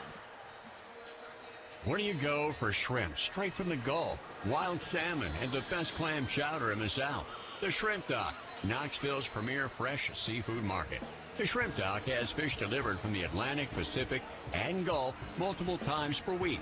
Whether it's fish on the grill for two or a shrimp boil tailgate party for family and friends, the Shrimp Dock is your home for fresh seafood and shellfish. Open at 10 a.m. Monday through Saturday and at 11 a.m. on Sundays. Like us on Facebook for the Fish of the Week and other weekly specials. The Shrimp Dock, Knoxville's premier fresh seafood market. Whether you're cheering on the home team or building your dream home, David's Abbey Carpet and Floors has you covered. From engineered hardwood to luxury vinyl, elegant porcelain to natural stone, David's has the winning design for every room and the championship team ready to help you score the perfect floor. Locally owned and proud to serve our communities from locations in Farragut, Maryville, and Pigeon Forge. Visit David's Abbey Carpet and Floors in-store or online today, where the Admirals shop for floors. Whether you're managing a household or running a business, Citizens Bank has a checking account built for how you bank. Choose from personal and business options with digital tools like mobile deposit, bill pay, and merchant services. Plus, support from a local team in Knoxville and Lenoir City that understands your goals. Learn more at citizensbank24.com. Member FDIC. LCUB Fiber Internet is the ultimate neighborhood connection. Thousands of LCUB electric customers already enjoy our lightning-fast, symmetrical gig-speed fiber internet. With unlimited data, lag-free streaming and gaming, and enough bandwidth for all your family's devices. Starting at just $69.99 a month. Wi-Fi equipment included. Enjoy fixed pricing, free installation, no contracts, and local customer service. Check availability at lcub.com and get connected now.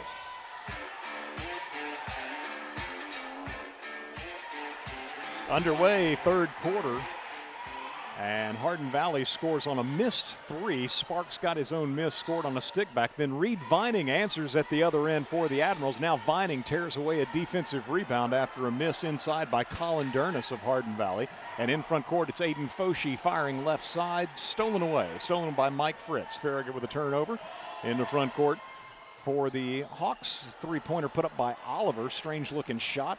And it'll be Farragut with the rebound. Vining yet again gives to Dan Lanning. Lanning working against Christian Oliver into front court. Vining, by the way, with that basket a moment ago, giving him 19. Now here's Lanning with a drive, and they'll say a charge, a turnover.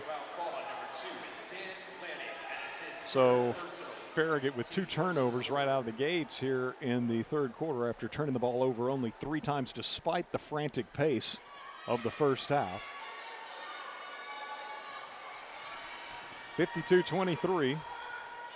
Farragut with the lead, dominating first half for the Admirals.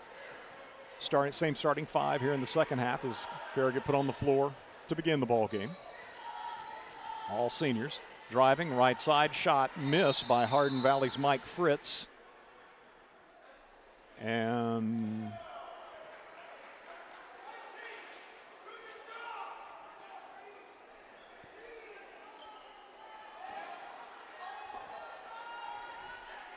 think we're going to have somebody asked to leave, perhaps.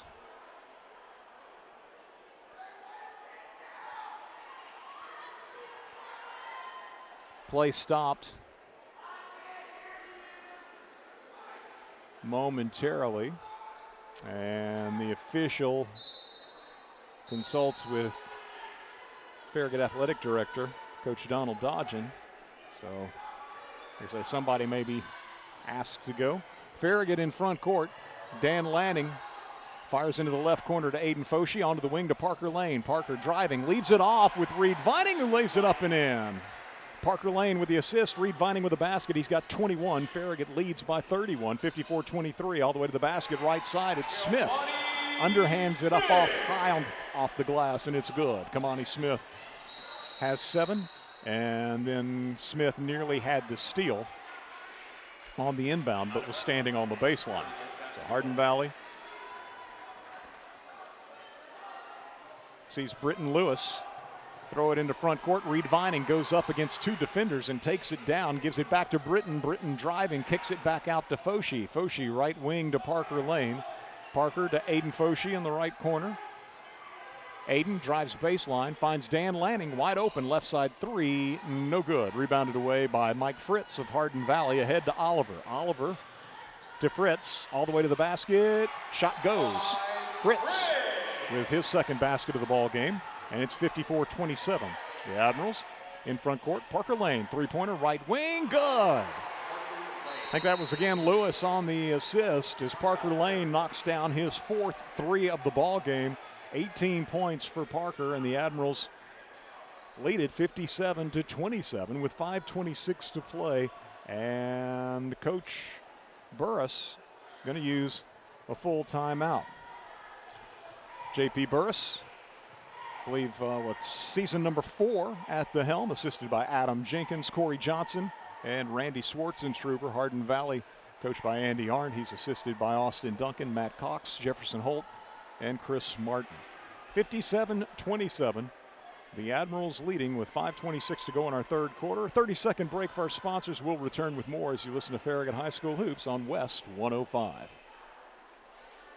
Hey, it's Matthew Brown with Brown Insurance Group. For your home, auto, or business, we are proud to represent the top carriers, including Erie Insurance, recently ranked #1 for auto insurance by Consumer Reports, along with Progressive, Geico, Allstate, Travelers, Foremost, Berkshire Hathaway, and Chubb. So you can compare and choose the coverage that fits your life the best. Start your custom quote today at bryaninsurance.com. That's BRYAN insurance.com. Insurance for every season of your life. Hardin Valley with the ball coming out of the timeout. It's going to be Smith working against Farragut's Matthew Dickens. Gives it off to Jack Sparks. Reed Vining on him. Sparks on the perimeter. Dribbles right. Gives to Dernis. Dernis coming back left as Vining switches on him. Dernis can't get a shot off against Reed. Back out top to Fritz. He'll drive the lane and banks it home off the window. Tough shot by Fritz. Made it. He's got 6, 4 in the quarter. 57-29, the Admirals lead. Britton Lewis against Christian Oliver into front court.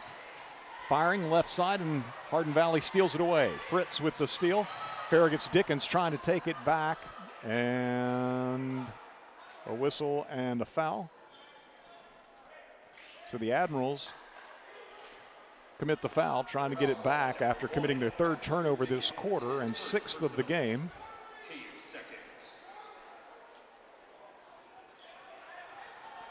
Kamani Smith, guarded by Matthew Dickens. Left side with a pass to Mike Fritz on him. Britton Lewis back to Smith right side. And Aiden Foshi denying a pass to Oliver at the top of the key. Makes the steal, drives in front court, and was fouled as he released a pass to Reed Vining. Vining perhaps poised to throw down a dunk, but the whistle and foul on Oliver as Foshi with a little thievery at one end, fouled at the other. Colorado and Radcliffe into the ball game. Sparks and Oliver out. Parker Lane inbounding for Farragut. Aiden Foshi open, left side three, no good. Vining almost got the offensive rebound on a tip, but ahead it comes Hunter Radcliffe into the left corner to Fritz for a three-pointer that is good. Fritz with his first 3 of the ball game. And now Farragut throws the ball away on the inbound. It's stolen away by Smith. Open in the left corner for a 3 is Radcliffe. It is no good. Vining had the rebound. Yes, indeed secures the rebound. Into front court to Parker. Parker in transition, scores. Parker Lane with the basket on the assist by Reed Vining. 59-32.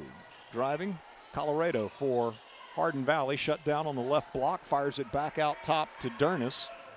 Dernis inside to Smith. Smith bullying his way to the basket against Dickens, and they call the foul on Dickens.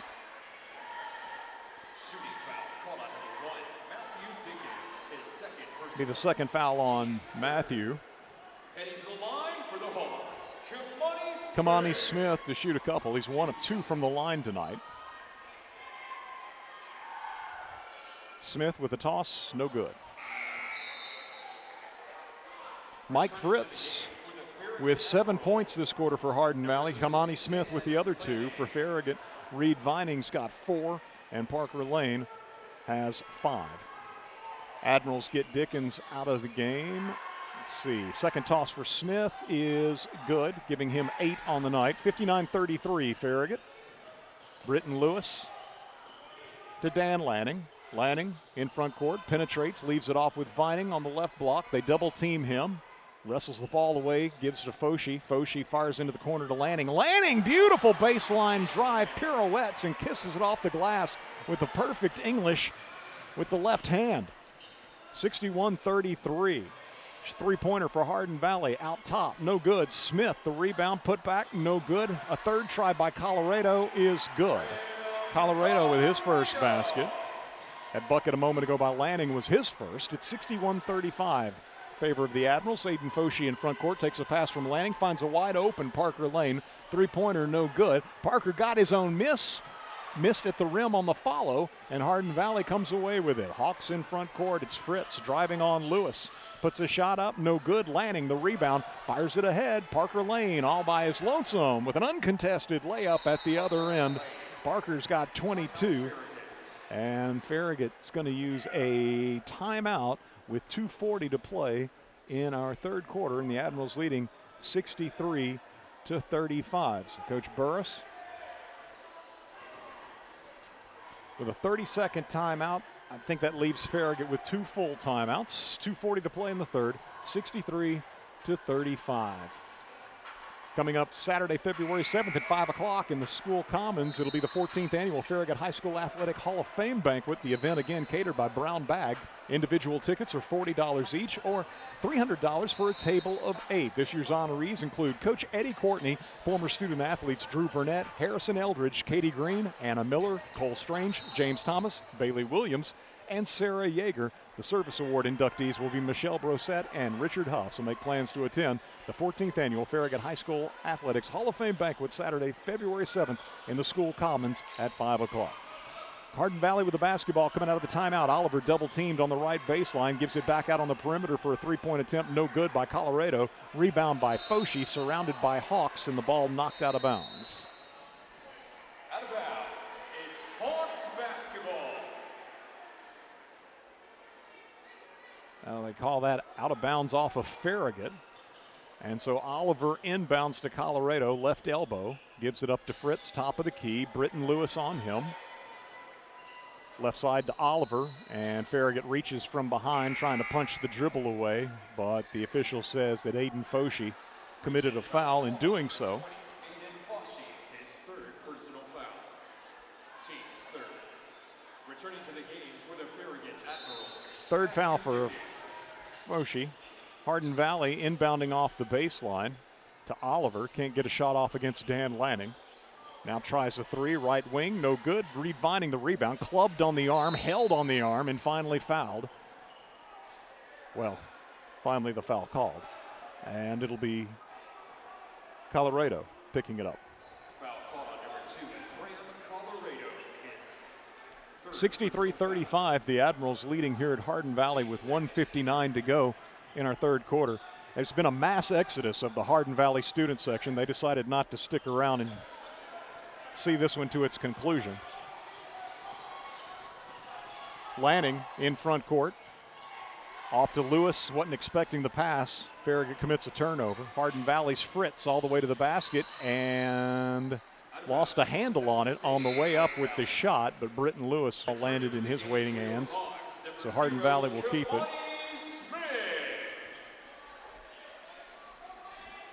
Yeah, I was somewhat shielded. I thought all the students had just sat down, but no, they've just left. Inbound feed comes to Kamani Smith, and he lays it up and in. That was a little too easy on the inbound for Hardin Valley. 63-37, Farragut leading. Lanning double teamed in rear court, gives to Vining, who's double teamed. Touch pass to Britton Lewis, ahead in front court to Parker. Parker gives it right back to Britton, but he missed on the drive to the basket. Smith the rebound for Hardin Valley, ahead to Fritz on the right wing. Back to the trailer, Oliver for a three-pointer. Good. Oliver with his second three of the ball game. He's got 8. It's down to 23. Here's Vining at the other end with a dunk. Nobody back for Hardin Valley. And Reed Vining throws down a slam with 1:05 to go in our third quarter. It's Farragut 65-40. Down low, shot up by Smith is good. Smith scores. He's got 12. Parker Lane hits the deck twice.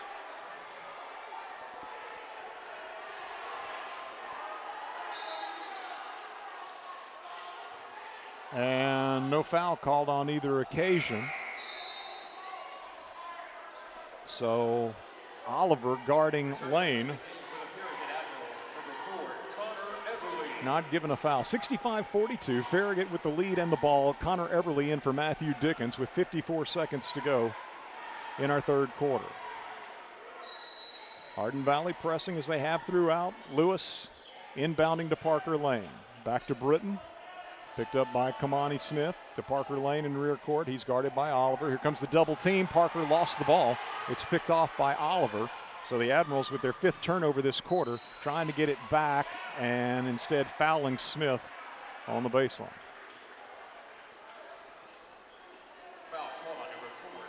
Foul on Connor Everly.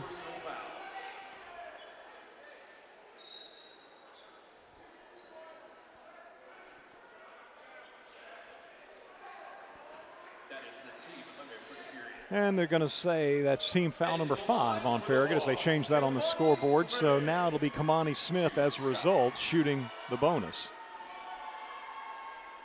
First toss is good. Again, if you're watching the video stream, Admiral video stream on 105.3 WFIV's YouTube channel, understand that the bit rate's been lacking at times tonight. Second toss, no good. He hit 1 of 2. Loose basketball, and Smith was on the sideline, I think. Yep. It'll go to Farragut. Clock continued to run there for a couple of seconds. 35 seconds to go in the third. Farragut up 65-43 with the ball side rear court. And it comes to Dan Lanning. But afterwards, for the game to be viewed on demand, there's going to be an alternate broadcast put up so that it'll be cleaner than what went out originally. And Farragut commits another turnover. Lanning, I think, caught that dribble off his foot and ricocheted out of bounds. And I've got Farragut with 7 turnovers this quarter after committing only 3 in the first half. 65-43, Farragut by 22. Hardin Valley with the basketball, third quarter winding down. They go inside to Oliver, working against Parker Lane, and Parker tied him up. Beautifully done by Parker. Got his hands on top of the ball, and the possession arrow is to Farragut. So 6.2 seconds remaining in the third. Aiden Foshee in for Connor Everly as the Admirals looking for an additional shooter. Inbound comes to Lanning. Lanning spins away from Smith into front court, finds Britton Lewis, and Lewis trying to make the extra pass, didn't beat, would have been open down low, but time expires on the third quarter. Farragut leading 65-43. Back with fourth quarter action in 1 minute as you listen to Farragut High School Hoops, presented by Precision Garage Door Service on West 105, worldwide at WFIV.com, and the Admiral video stream on 105.3 WFIV's YouTube channel. Welcome to Willie's Wings, home of the secret sauce. I'll take a dozen wings. Oh, by the way, I love that sauce. What's in it? Can't tell you. Why not? It's a secret. While many financial advisors claim to have the secret sauce, they don't. In fact, if their sauce is so good, why are they keeping it a secret? Derek Miser of Miser Wealth Partners doesn't keep anything a secret. He knows there's much more to retirement planning than stocks, bonds, and mutual funds. That's 865-281-1616 or online at miserwealthpartners.com. Shop Farragut loves Farragut sports. From football to basketball to baseball and softball, we love supporting our hometown teams. We also love it when you shop Farragut and support our hometown businesses. You'll find everything you want when you shop Farragut. So support our local businesses and shop Farragut every day. We got the big box of mom and pop, so many groovy restaurants. Shop Farragut. Fourth quarter getting underway here at Hardin Valley Academy. Hawks with the first possession. Jack Sparks, left side, picks up his dribble, looking for some help. Gives it out to C.J. Martin. Rips it right side to Fritz, into the corner to Oliver. Down low to a posting Smith, and charge. Parker Lane takes the charge in the post against freshman Kamani Smith. That'll be turnover number 12 of the night for Hardin Valley. Farragut leading 65-43.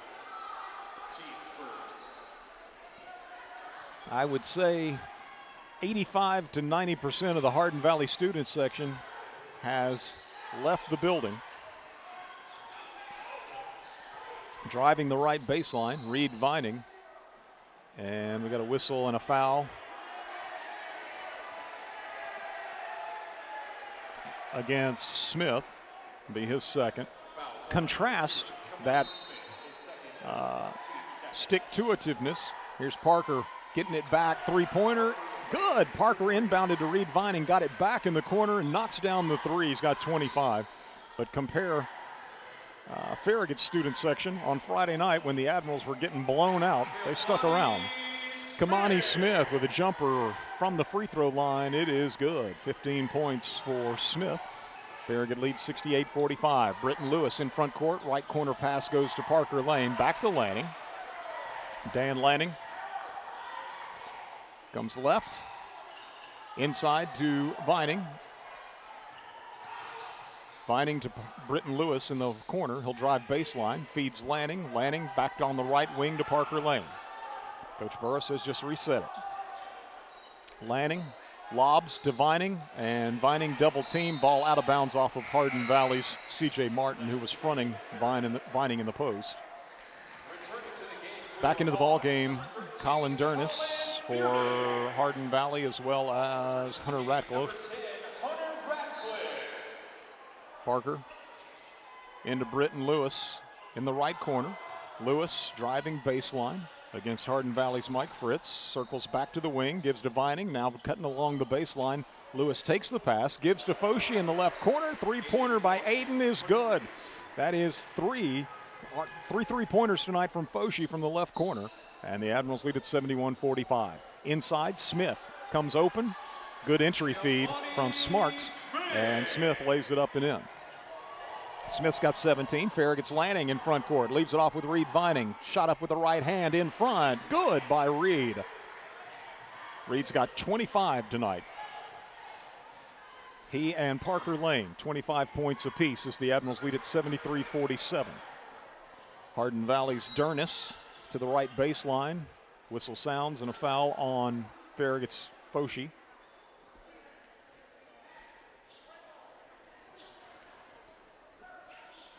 Third foul on Aiden. Actually, they're showing it's his fourth. Parker Lane checking out of the ball game. Foshee remains. Matthew Dickens back into the lineup for Coach Burris. Dernis driving in the lane off the inbound for Hardin Valley, and his shot is swatted away by Reed Vining.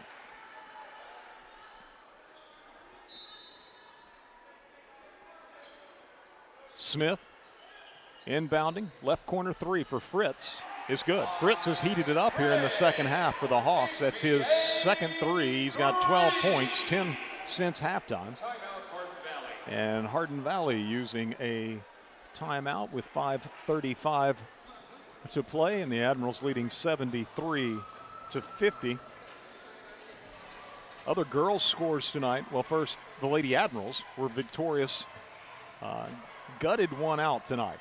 50-47 in two overtimes, playing from behind almost the entire way. Farragut moves to 6-1 in district. Hardin Valley drops to 2-5.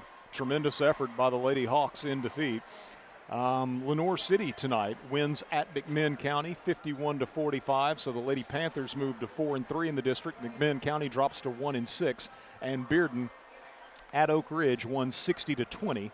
As the Lady Bulldogs, a 40-point victory. They're now 7-0 in the district. Oak Ridge 3-4. Oak Ridge and Farragut scheduled to play Friday night, but as Coach Mayfield said post-game, we may play that one Thursday depending on how the weather forecast looks. So I'll try to keep you posted on that through both X and also Daryl Bryan on our morning show in WFIV. Teams returning to the floor with Farragut in possession of the basketball, up 23. 5.5 minutes to go in our ball game. Farragut nearly turned it over at midcourt. Britton Lewis feeds Reed Vining, and Vining open down low, throws down yet another dunk. Vining's got 27. Farragut almost turned it over, but then Lewis reclaimed it and wasted no time finding an open Vining. Three-pointer put up top of the key, rims out no good. Farragut with the rebound. Dickens ahead to Lewis. Lewis strong to the basket, throws down a dunk. Lewis, 6 points now in the ball game, and the Admirals back-to-back dunks open up a 27-point lead. Sparks walks, no call, moves into the paint, comes to a stop, fires over on the left side to Fritz. Fritz with the hot hand for Hardin Valley, leans in on a shot, fouled by Connor Everly. Everly picks up the foul. 4:51 to go. Heading to the line for the Hawks, Mike Fritz. Taking 2 shots.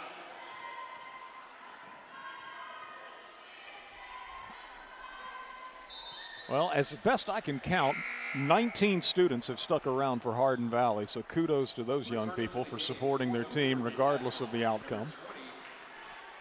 Farragut checks Britton Lewis, Dan Lanning, and Reed Vining out of the ball game. 77-51. Fritz, I think, hit the first, missed the second. Farragut in front court. Connor Everly, pursued by Hardin Valley's Colin Dernis. Now Dickens pressured by Dernis out top. Gives off to Parker Lane. And the Hawks, by the way, have got, I believe it's Caleb Murray in the ball game. Foul call on number 3, Christian Oliver. Away from the ball, Oliver's whistled for a foul for Hardin Valley. Parker Lane to inbound from the baseline right. Comes into Aiden Foshee, sets his feet for a 3, short. Rebound by Oliver off the deck for Hardin Valley. Oliver ahead to Smith. Smith working to the basket with the right hand. No, but he's fouled. Everly throws his hands up in frustration. And Smith will shoot the free throws. 3 of 6 from the foul line tonight. First toss, no good.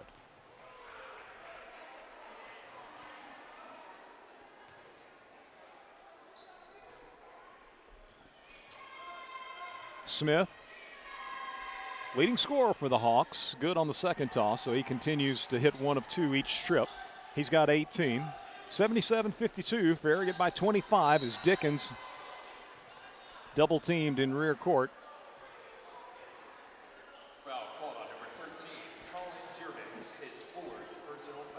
Colin Dernis picks up his 4th foul. It's the team 4th, so Farragut will shoot free throws the rest of the way. 4:16 to play. Parker Lane into front court to Connor Everly. Everly driving into the paint, shot up, won't go. Rebounded away by Smith of Hardin Valley. Leads the break back the other way, feeds Dernis. Dernis with the right hand, scores at the rim. Dernis with 4 points now. Farragut inbounds to Everly, to Foshee. Aiden Foshee ahead to Parker Lane. 2-on-1 break. Did not go down low to Alex Evans. Instead backs it out. Loops it to Matthew Dickens. Now to Foshee. Right corner 3 for Aiden. No good. Connor Everly. Backside rebound gives to Parker. Parker on the cut. No good. Followed by Evans is short. Rebound by Smith. Outlet ahead for Fritz, and Fritz will miss in transition, but Dickens got him on the arm, and 2 free throws coming from Mike Fritz of Hardin Valley. Dickens picks up his 3rd. Heading to the line for the Hawks, Mike Fritz. 2 shots. Second free throw is good by Fritz. Second one upcoming.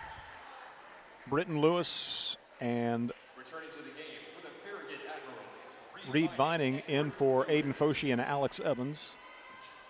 77-55. Fritz with the second toss, good.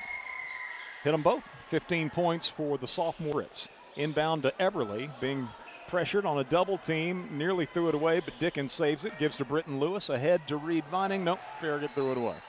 Admirals trying to get up the floor in a hurry, and Lewis's pass just too far out in front of Reed Vining. I believe that's turnover number 11 of the night for the Admirals. 21-point lead for Farragut. Hardin Valley with a basketball. Dernis, right side, all the way to the baseline, circles under the bucket, rips it into the corner to Caleb Murray. Out top now to Fritz. Fritz's pass stolen away. Matthew Dickens, good anticipation, going to drive for the layup at the other end. Matthew with 7 points.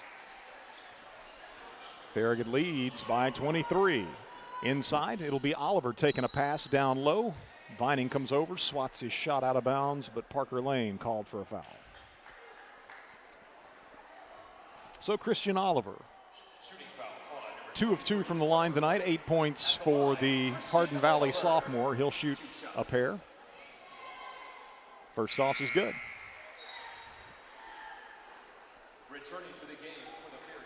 Hardin Valley gets Brad Mesdo into the ball game, replacing Caleb Murray.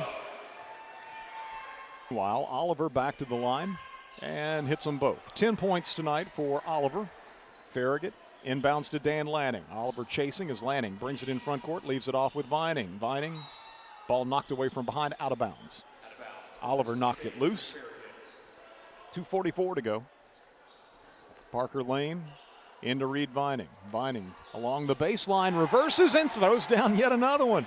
Vining with his third dunk of the night, 29 points. Nice reverse layup by the Farragut senior Reed Vining, and the Admirals up 81-58. Dearness into the corner to Nesdo. Three-point attempt is offline, rebounded by Lewis, or loose ball grabbed by Lewis. Ahead to Parker Lane. Now to Dan Lanning. Lanning tries a dunk, missed it, grabbed his own miss, finds Parker. Could have shot the three, but backs it out. 2:19 to play. Parker being pushed by Dearness, drives into the paint, kicks to Lanning right side. Farragut sending its subs to the scorer's table as Lanning got away from Fritz, tried to bounce it down low on the baseline to Lewis, and it's stolen away by Oliver of Hardin Valley. In transition, he'll leave it off with Fritz, and Fritz will score the basket. Fritz scores in transition, giving him 17. And Farragut's going to get Parker Lane, Dan Lanning, Reed Vining, and Britton Lewis out of the game. Admirals checking in Bennett Wright.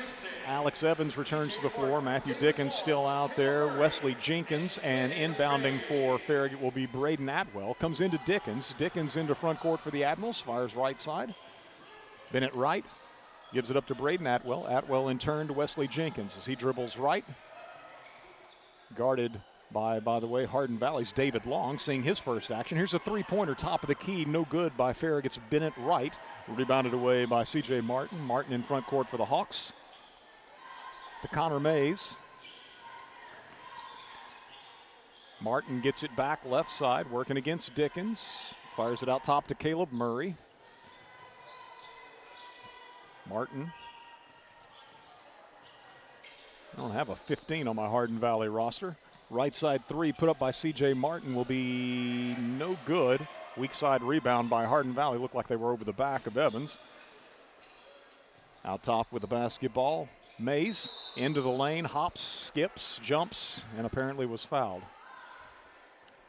Shooting foul called on number 32, Alex Evans, his second personal, team limits.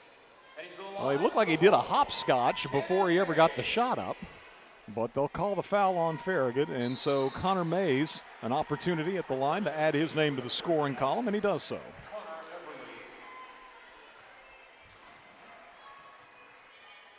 '15 is Gibson for Hardin Valley, so make note of that. Second free throw is missed by Mays. Farragut in front court leading by 20, 81-61 with 53 seconds to play. Alex Evans gets the ball inside, pivots, puts it up with the left hand, but missed. Rebounded away by Caleb Murray of Hardin Valley, given ahead to Martin. C.J. Martin, crossover into the left corner. It's going to be Murray, and then Murray's pass in the paint, thrown away. Farragut's Connor Everly fires it ahead, and the Admirals are going to give it right back as Braden Atwell couldn't control the pass. 23 seconds to go. Long with the ball out top for Hardin Valley, guarded by Connor Everly. Gives off to Gibson. Gibson picks up his dribble right side. Mays moves to the elbow. Back to Gibson. Gibson working against Everly, left side of the paint. Into the corner to Murray. Murray to Martin. Back to Gibson. Good defense by the Admirals. Hardin Valley ain't going to get a shot off. Game comes to an end as the Admirals win it 81-61. Big answer by Coach Burris's Farragut squad after a 40-point loss on Friday night. The Admirals bounce back and completely dominate this ball game, and the score is off the board instantaneously here at Hardin Valley.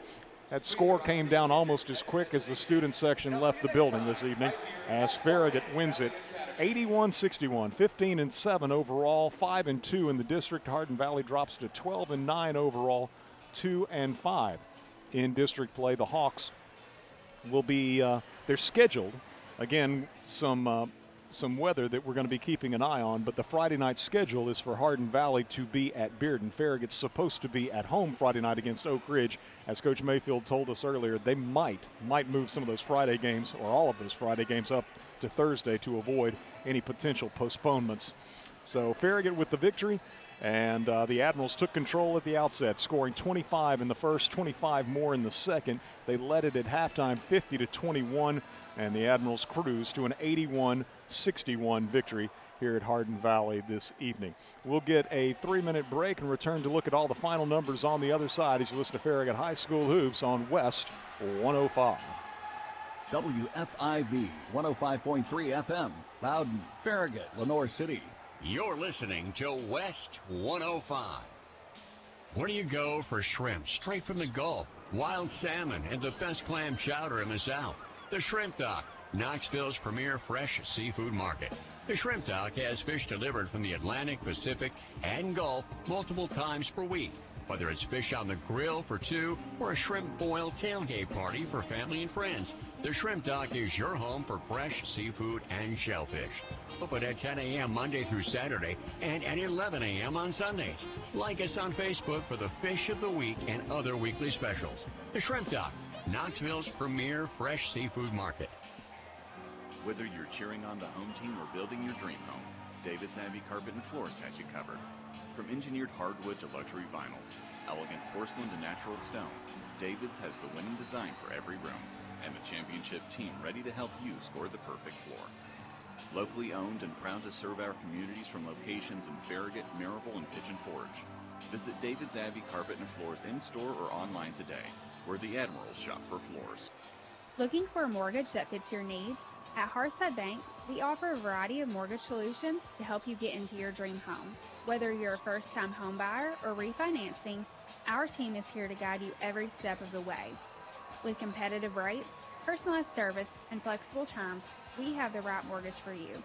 Visit us today and let's make your homeownership dreams a reality. Hearthside Bank, member FDIC, equal housing lender. Thousands of LCUB electric customers are already enjoying our gig speed fiber internet's lightning fast symmetrical upload and download speeds with unlimited data, lag-free streaming and gaming, and the bandwidth to connect all their family's devices with ease. Plans start at just $69.99 a month, Wi-Fi included. Free installation, fixed pricing, local customer service, and no contracts. Why wait? Get connected now. Check availability at lcub.com. Leaky pipes. Oh no! Toilets clogged. Oh crap! Don't freak out. Just call us. Problem solved. Okay. No job too big. No job too small. Oh, great. Repairs, installs, relax. We do it all.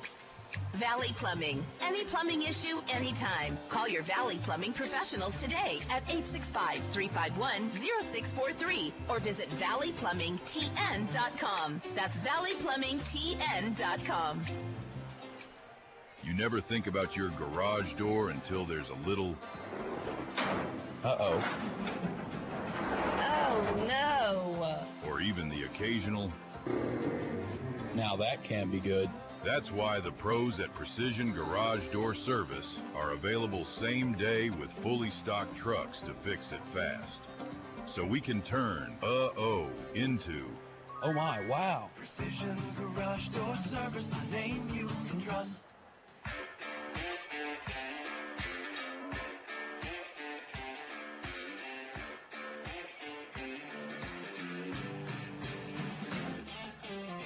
Eric Gerhardt back with you here at Hardin Valley Academy. Dusty Street, our producer in the WFIV studios. Nick Blankenship behind the camera. If you've been watching the Admiral video stream on 105.3 WFIV's YouTube channel, Nick telling me that the bit rate tonight was up and down, and so not sure exactly the quality of the video cast that went out, video stream that went out live, but it's going to be reposted, alternate version, so that folks want to go back and watch it on demand, there'll be a nice clean version of tonight's big win as Farragut defeats Hardin Valley 81-61. And the Lady Admirals, while it was not a thing of beauty, it was a gutsy effort as the Lady Admirals fell behind early, played from behind almost the entire way, and toughed out a double overtime 50-47 victory. So good night for Farragut here at Hardin Valley.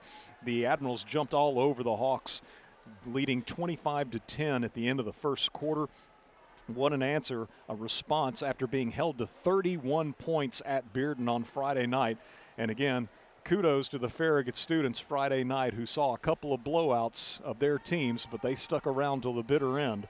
Not so here tonight at Hardin Valley, as the Hardin Valley student section said adios to their team pretty early in this one. And the Admirals again 25-10. They led it after one. They led 50-21 at halftime, outscoring Hardin Valley 25-11 in quarter number 2. In the third quarter, it was the Admirals outscored 22-15, so 65-43 heading to the fourth. The final quarter 18-16 in Hardin Valley's advantage, but Farragut wins it by 20, 81-61.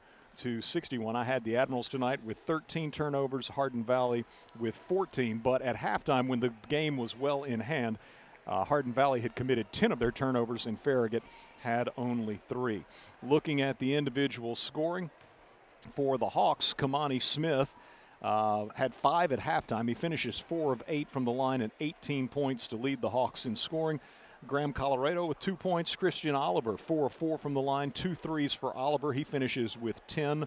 It was Mike Fritz with a big second half for Hardin Valley. 2 3-pointers, 3 of 4 from the line, 17 points tonight for Fritz. 15 of those 17 after the halftime break. Hunter Ratcliffe, 1 3-pointer. He was 1 of 2 from the line, finished with 4 points.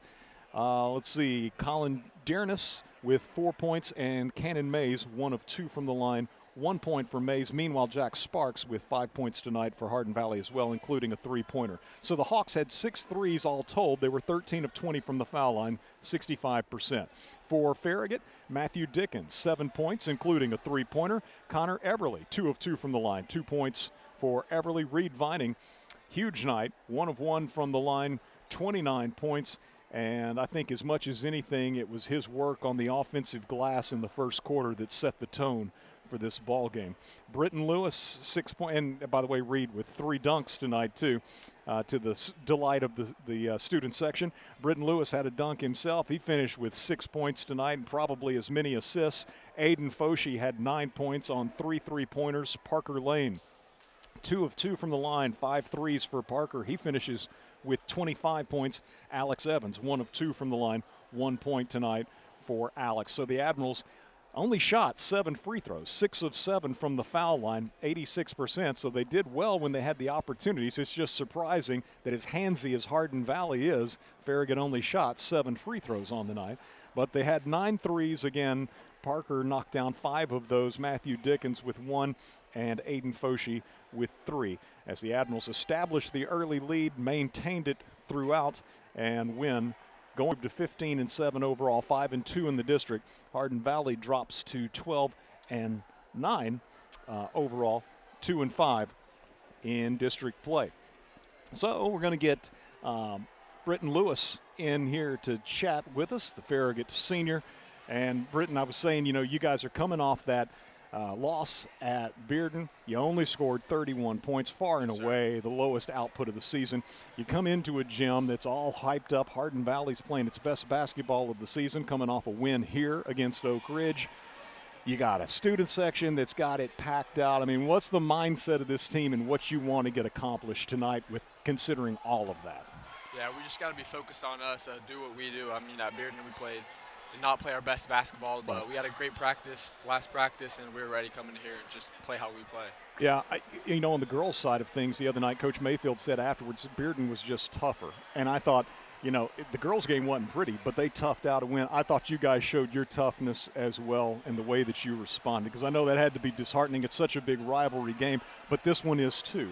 And did you take any satisfaction from looking up and seeing that the student section for Hardin Valley was empty? Yeah, definitely. Coach Burr said, look over there, there's no one over there, but it felt nice when it was empty. Yeah. I said, kudos to the Farragut students. They stuck around and supported you guys Friday night. Best student section, right there. And of course they were here tonight in force as well. But always a highly entertaining and usually very competitive matchup between Farragut and Hardin Valley. The first matchup of the season was, but tonight the Admirals just took control of this game early on. What can you say about the job Reed did on the offensive glass, setting the tone early? Yeah, he's just a monster in there. I feel like every time we throw it to him or he gets the rebound, he just goes right up there. No one really can guard him. And you guys forced a lot of turnovers early. That was another big thing that helped you build the lead in the first quarter. I had Hardin Valley with 6 turnovers in the first quarter. Honestly, they were coming so fast and furious, I may have missed a couple. Yeah. I mean, because the pace of the game is so fast and everything, and you guys are getting them turned over. But defensively, what was sort of the plan coming into this one? Yeah, well, we got in a diamond press. Coach Burris has been working with us with that, and that's just it worked tonight. Paid dividends tonight, yes, big time. So 25-10 after the first quarter and 50-21 at halftime. The game was effectively in the bag. And the Admirals with a big district win, a big bounce-back win. And so now you look ahead. I'm told that maybe Friday night's game could get moved to Thursday based on the weather forecast and all of that. So we'll wait and see. But it's Oak Ridge, and that was a tough one. That was a tough one last time. What do you think about this Oak Ridge squad? What's the challenge they present as you guys try to earn a split in the season series with them? I mean, they're really good. They got a really good player, but I think again, if we just play how we play, do what we do, then we should take care of it. All right, Britton Lewis, huge part tonight of Farragut's, as he is every night. Farragut's 81-61 victory. Britton doing a great job distributing the basketball and helping Farragut just on the glass at the defensive end. You're always on the team's top player. Great job. Enjoy watching you play. I have for a few years. Thank you very much. And good to talk to you. We'll do it again. We'll do it again. Sir. Thank you. Britton Lewis of the Admirals, big part tonight of the 81-61 victory, and Farragut.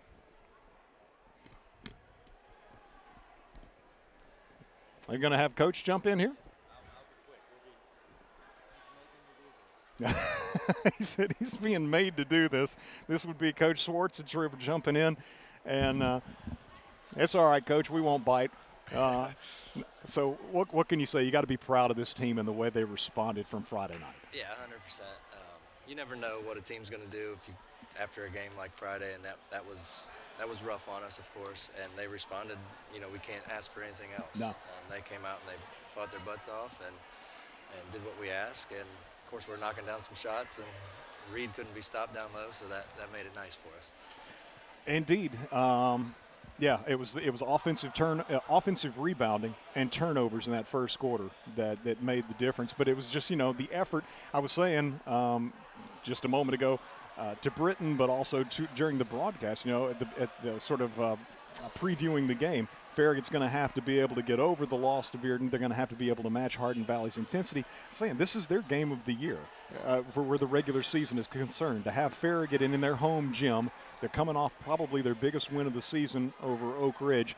And so for Farragut to have the intensity and the focus that they had early on, the energy level that they had early on is absolutely huge. Yeah, 100%. So, we knew they were playing very well as of late, and they're young, but they're kind of reaching that stage of the season where they're maturing, and they're not playing like freshmen and sophomores anymore. Right. We knew they were going to be physical. I thought we handled the pressure very well. Their press, we did a great job with that. Just being under control, and honestly, we were really aggressive off it, and we got buckets off it, kind of turned it around on them. But that's a team there that I'm assuming we're going to see again at some point this year. Yeah. And they're not going to let down at all. They're a good team. They will use this one as motivation, no doubt, if that proves to be the case. But the Admirals sweep at least the regular season series from the Hawks. And looking at some other scores tonight, looks like Lenoir City defeated McMinn County 72-60. And let's see, make sure I'm not repeating a girls' score. No, this is the boys' scoreboard here. And Bearden tonight defeated Oak Ridge 79-44. So the Wildcats come to Farragut scheduled for Friday, might be Thursday. On the forecast, we'll see about that. But what about the challenge of Oak Ridge? That was a heck of a game. Farragut just fell behind early in the first quarter in that one and never could get even. I mean, you had probably it felt like a dozen opportunities in the late third quarter and throughout the fourth quarter to tie the game or take the lead. Finally got it tied, and then they hit that three-pointer at the buzzer. Yeah, no, that's one we for sure would like to have back, but that's a heck of a team too. I mean, we're going to have our work cut out for us, whether it's Thursday or Friday. So hopefully we can come out and, if we're knocking down shots like we did tonight, we're going to be tough to beat. But we'll see. It's high school basketball. So yeah, you never know what you're going to get, what team you're going to get. But it certainly helps when that starting five's an all-senior group and they've been together and they play for each other the way these guys obviously do. I say it almost every broadcast, but I love watching this team play. No, they're fun. They're fun to watch. When we share the ball and play as a team, we're as fun to watch as anybody, I think. So. Yeah. And I love the way they responded tonight. I'm not surprised by it, but I love the way they responded tonight. It's just sort of like an added confirmation or affirmation of what you already knew about these guys. Yep, 100%. Coach Randy Schwartzentruber, appreciate you coming up, buddy. I hope that wasn't so bad that you won't come back some other time. I appreciate it. Admirals win tonight by a final of 81-61 over the Hawks of Hardin Valley. Farragut now 15-7 overall, 5-2 in the district. The Hawks dropped to 12-9 overall, 2-5 in the district. Again, games scheduled for Friday. Could be played Thursday, but Hardin Valley at Bearden, Farragut hosting Oak Ridge. Lady Admirals victorious earlier in double overtime, 50-47. KJ McNeely leading the way with 29 points. Reagan Sheridan providing a huge offensive lift late as she scored 14 total, 6 in the second overtime. And the Lady Admirals from behind almost all night long find a way to get it done, 50-47. And so as a result, they are now 6-1 in district play. Oak Ridge tonight, by the way, the girls fell at home to Bearden 60-20. So Farragut and Oak Ridge played a competitive girls game the first time around at Oak Ridge. But the Lady Wildcats will be 3-4 in district play when they come to Farragut either Thursday or Friday. Again, the Lady Admirals with tonight's victory now 6-1 in the district. Farragut boys 5-2 in the district, taking on an Oak Ridge team that with a loss tonight has dropped Oak Ridge to 4-3 in the district. Again, Bearden with the win tonight at Oak Ridge 79-44. And the other district matchup, again, to reiterate, Lenoir City won at McMinn County, at home. I think it was at home. I don't know. Coach T showing Lenoir City at home. I had McMinn being the home team. Whatever the case, it was Lenoir City with the 72-60 victory tonight in other boys District 4 4A matchup. So Farragut hosting Oak Ridge, Hardin Valley heading to Bearden, and the other games scheduled for Friday night in District 4 4A head-to-head competition. Ray County's supposed to be at Lenoir City. Again, stay tuned to 105.3 WFIV and our morning show with Darryl Bryan. Follow us on X, formerly Twitter. We'll keep you abreast of that, and of course, the place to tune in for the information that's going to be first put out. Coach Jack Tate, who does such a great job as the Farragut Sports Information Director. Just Coach Tate be what you're looking for there on Twitter or X. Give him a follow, and you will be abreast of everything Farragut sports related. So a good night for the Lady Admirals as they win 50-47. The Farragut boys with an 81-61 win, and we're back either Thursday or Friday for more Farragut High School hoops. Appreciate you listening. Again, the video stream will be posted. A second copy of that will be posted online in case the first one was choppy, and a better version will be available on demand. For Dusty Street, back in our WFIV studios, for Nick Blankenship behind the camera, I'm Eric Gerhardt saying thank you so much for listening. We wish you a very good night. Farragut High School basketball on West 105, brought to you by Hearthside Bank Farragut, David's Abbey Carpet, Precision Garage Door Service, LCUV Internet, The Shrimp Dock, Miser Wealth Partners, Valley Plumbing, Shop Farragut, Citizens Bank, Knoxville and Lenoir City, and by Bryan Insurance Group, the voice of the Farragut Admirals. This is West 105.